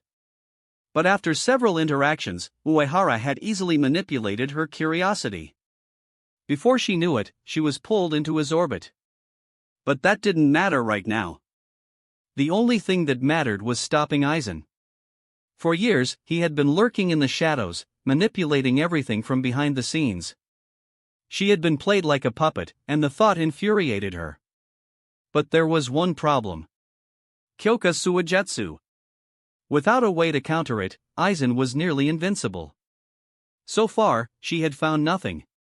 And now Uehara was their only lead. Uehara smirked. Kyoka Suigetsu isn't completely unstoppable, he said. It's just that Aizen himself is too powerful, which makes it seem that way. Yoruchi's brows furrowed. What do you mean? Uehara leaned back slightly. The ability of Kyoka Suigetsu is simple, it manipulates the five senses. But here's the catch, it doesn't alter cognition. She narrowed her eyes. Explain. Uehara grinned. Think about it, he said. When Aizen disguises someone as another person, what does he need to do? He adjusts their spiritual pressure, their voice, scent, body shape, clothing, and weapons. But if he tries to fabricate something out of thin air, like turning a ball of air into a living person, that's an enormous project. He has to manually adjust every single detail. And that's where you can find the flaws. Yoruchi's mind raced. So, by focusing on inconsistencies, we can narrow down where Aizen really is? Exactly. He then smirked. And one more thing. If you've touched the physical blade of Kyoka Suigetsu, you'll be immune to its hypnosis. During the 1,000-year Blood War, Aizen had used Kyoka Suigetsu to disguise himself as Kurosaki Ichigo in order to deceive Yhwach. But even then, he took every single attack head-on, refusing to let a single blow pass through him. Why? Because he had to make the illusion flawless. Even when dealing with ordinary captains, Aizen was meticulously careful. He never created people out of thin air to deceive them. The captains of the Gotei 13 were too sharp, too intelligent for such tricks. If he attempted something that blatant, it would be an insult to their intelligence. Except for Toshiro Hitsugaya. Aizen had insulted his intelligence more than once. But aside from that exception, he had always been careful. So that's it. Yoruchi's golden eyes flashed with realization as she clenched her fists. She had the key information she needed. And with that, the shadow of uncertainty that had been weighing on her for so long finally started to fade. A small smirk tugged at the corner of her lips. Sooner or later, I'll make that four-eyed bastard pay. The years of being outplayed, deceived, and manipulated by Aizen had left their scars. But now, for the first time in a long time, she felt relief. And it was thanks to him. Her gaze drifted to Uehara Shiroa, a subtle warmth flashing in her golden irises. He really was reliable. Even the most hidden truths, somehow, he always managed to unearth them. She stretched lazily, arching her back, revealing graceful, toned curves beneath her form-fitting clothes. With a playful smirk, she exhaled and spoke in a leisurely tone. But you know, I'm feeling a little sore from all that fighting. I could really use a nice hot spring soak. Her lips curled mischievously. Do you mind? Uehara grinned, already seeing where this was going. Of course I don't mind, he replied smoothly.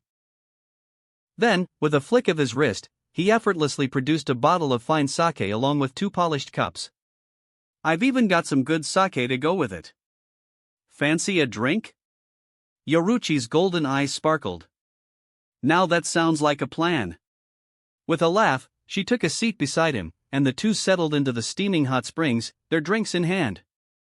For a while, there were no battles, no plans, no betrayals, just the sound of flowing water and the occasional clink of sake cups. A rare moment of peace in the midst of an ever-changing war. Meanwhile, in Hueco Mundo.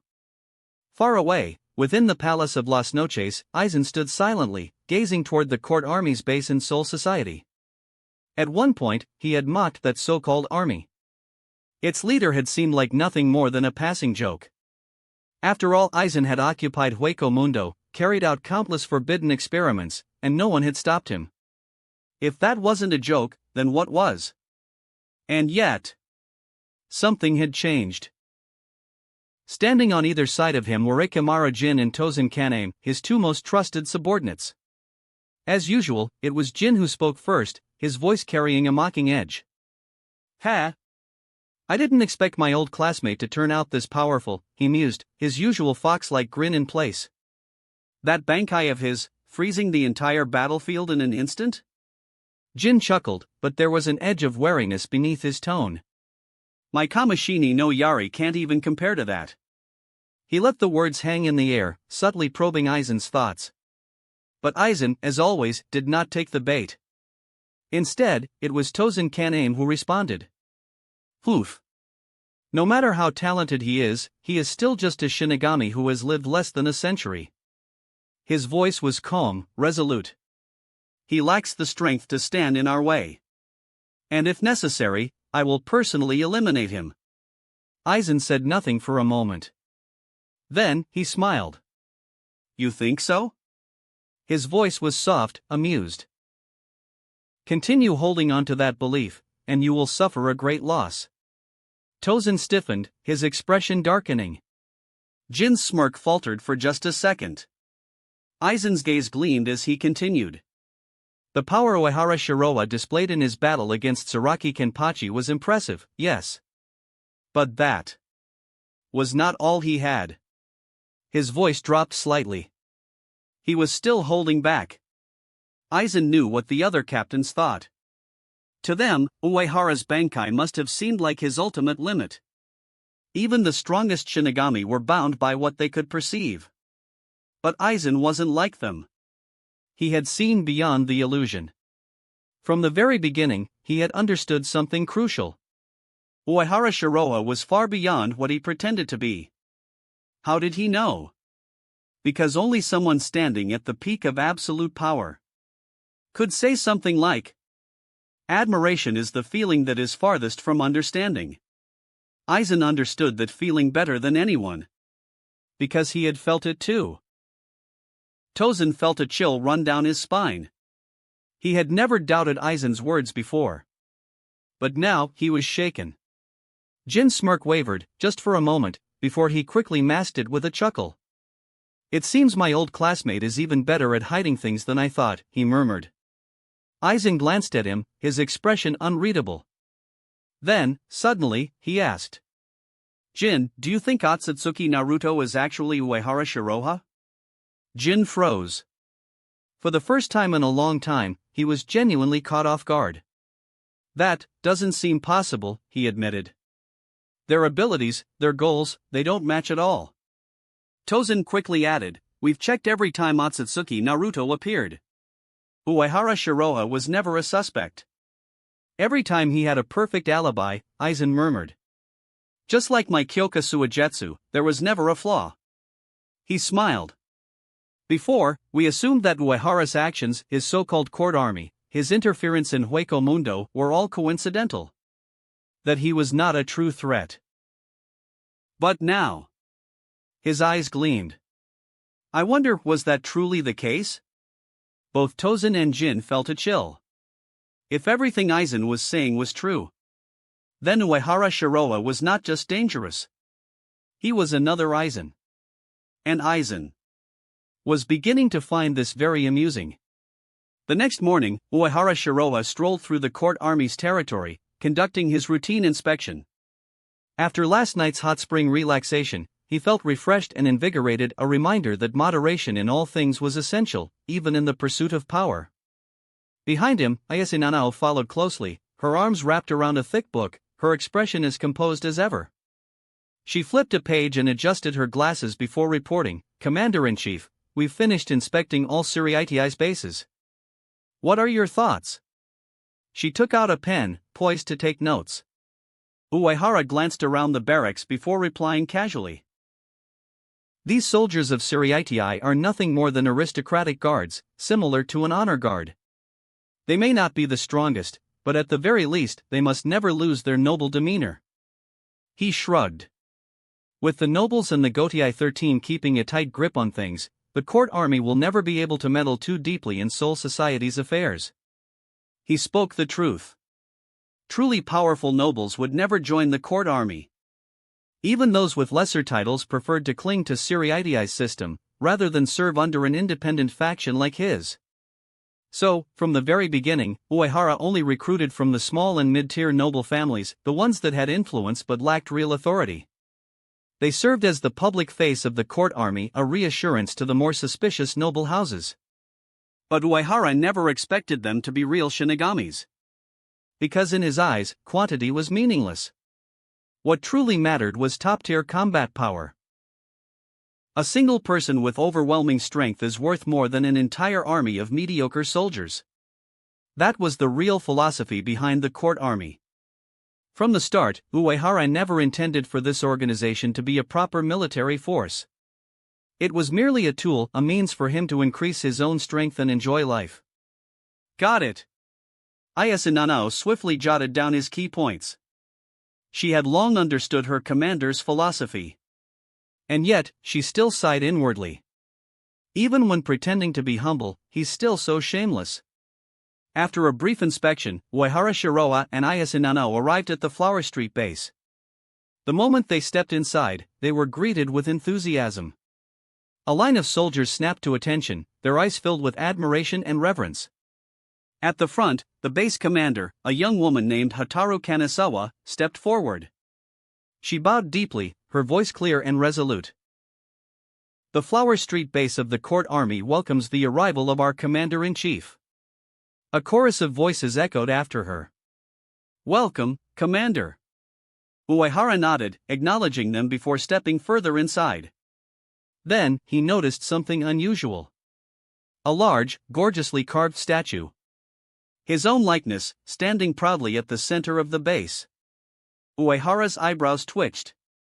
What, exactly is this supposed to be? Hotaru Kanazawa, clearly nervous, hurriedly explained. This was donated by the local residents. She gestured toward the statue.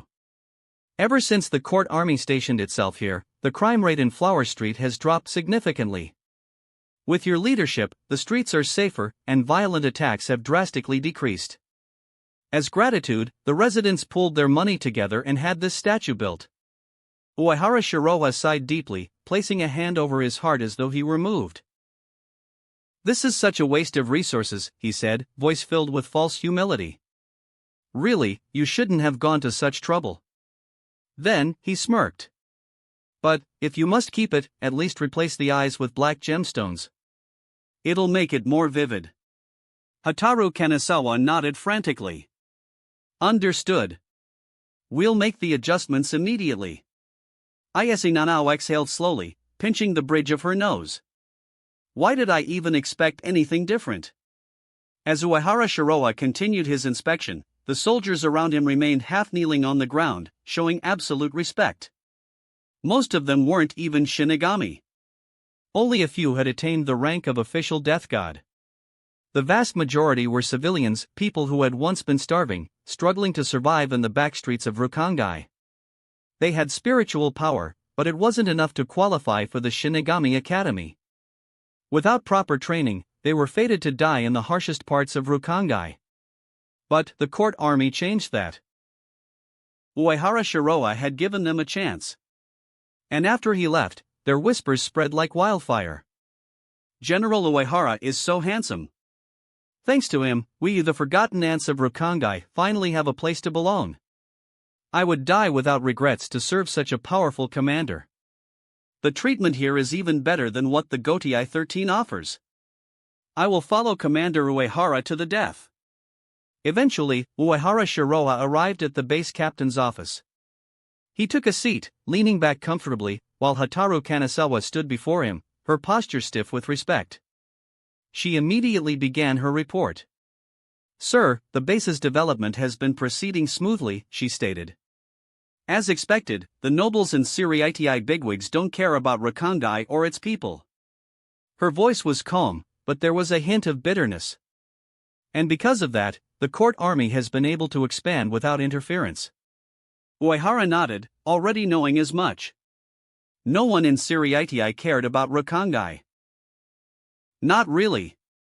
That indifference was what allowed him to slowly weave his influence. Kanazawa continued. I will ensure that this base continues to develop. Then, she hesitated slightly before adding. It's an honor to serve under you, sir. Hotaru Kanazawa had once been a student at the Shinigami Academy. During a simulated combat exam, she and Hisagi Shuhei had been ambushed by a hollow. They would have died that day. But in the last moment, a young woman with brown eyes and pigtails had stepped forward. Hinamori Momo, Uehara Shiroha's disciple. She had saved their lives. And from that moment, Hotaru Kanazawa's path changed. She had left the Gotei 13 behind. And instead, she chose to follow Uehara Shiroha. That debt of gratitude had become an unshakable loyalty. That was why, even now, she respected him deeply. That wraps up this part of What If Transmigrated in Bleach World. Thanks so much for listening. As always, new parts drop every 4 days, so be sure to stay tuned. Quick reminder. What If Reborn as Gohan in future timeline will be going on hold soon, since we've nearly caught up with the author. So now, I need your help picking the next project for the channel. I'm currently deciding between these 3 fanfics. What if Transmigrated in One Piece and becoming a Marine? What if Ichigo awoke his powers to save his mother? What if Transmigrated into a nightmare mode Dragon Ball world? Please vote in the poll and let me know which story you'd like to see next. I'll take the top pick and start working on that as the series next. Also check out my Patreon channel for early releases of all the series, where you can find all the series released one day ahead of YouTube. If you enjoyed the video, don't forget to like, subscribe, share it with your friends, and please consider supporting the original author as well. See you in the next one.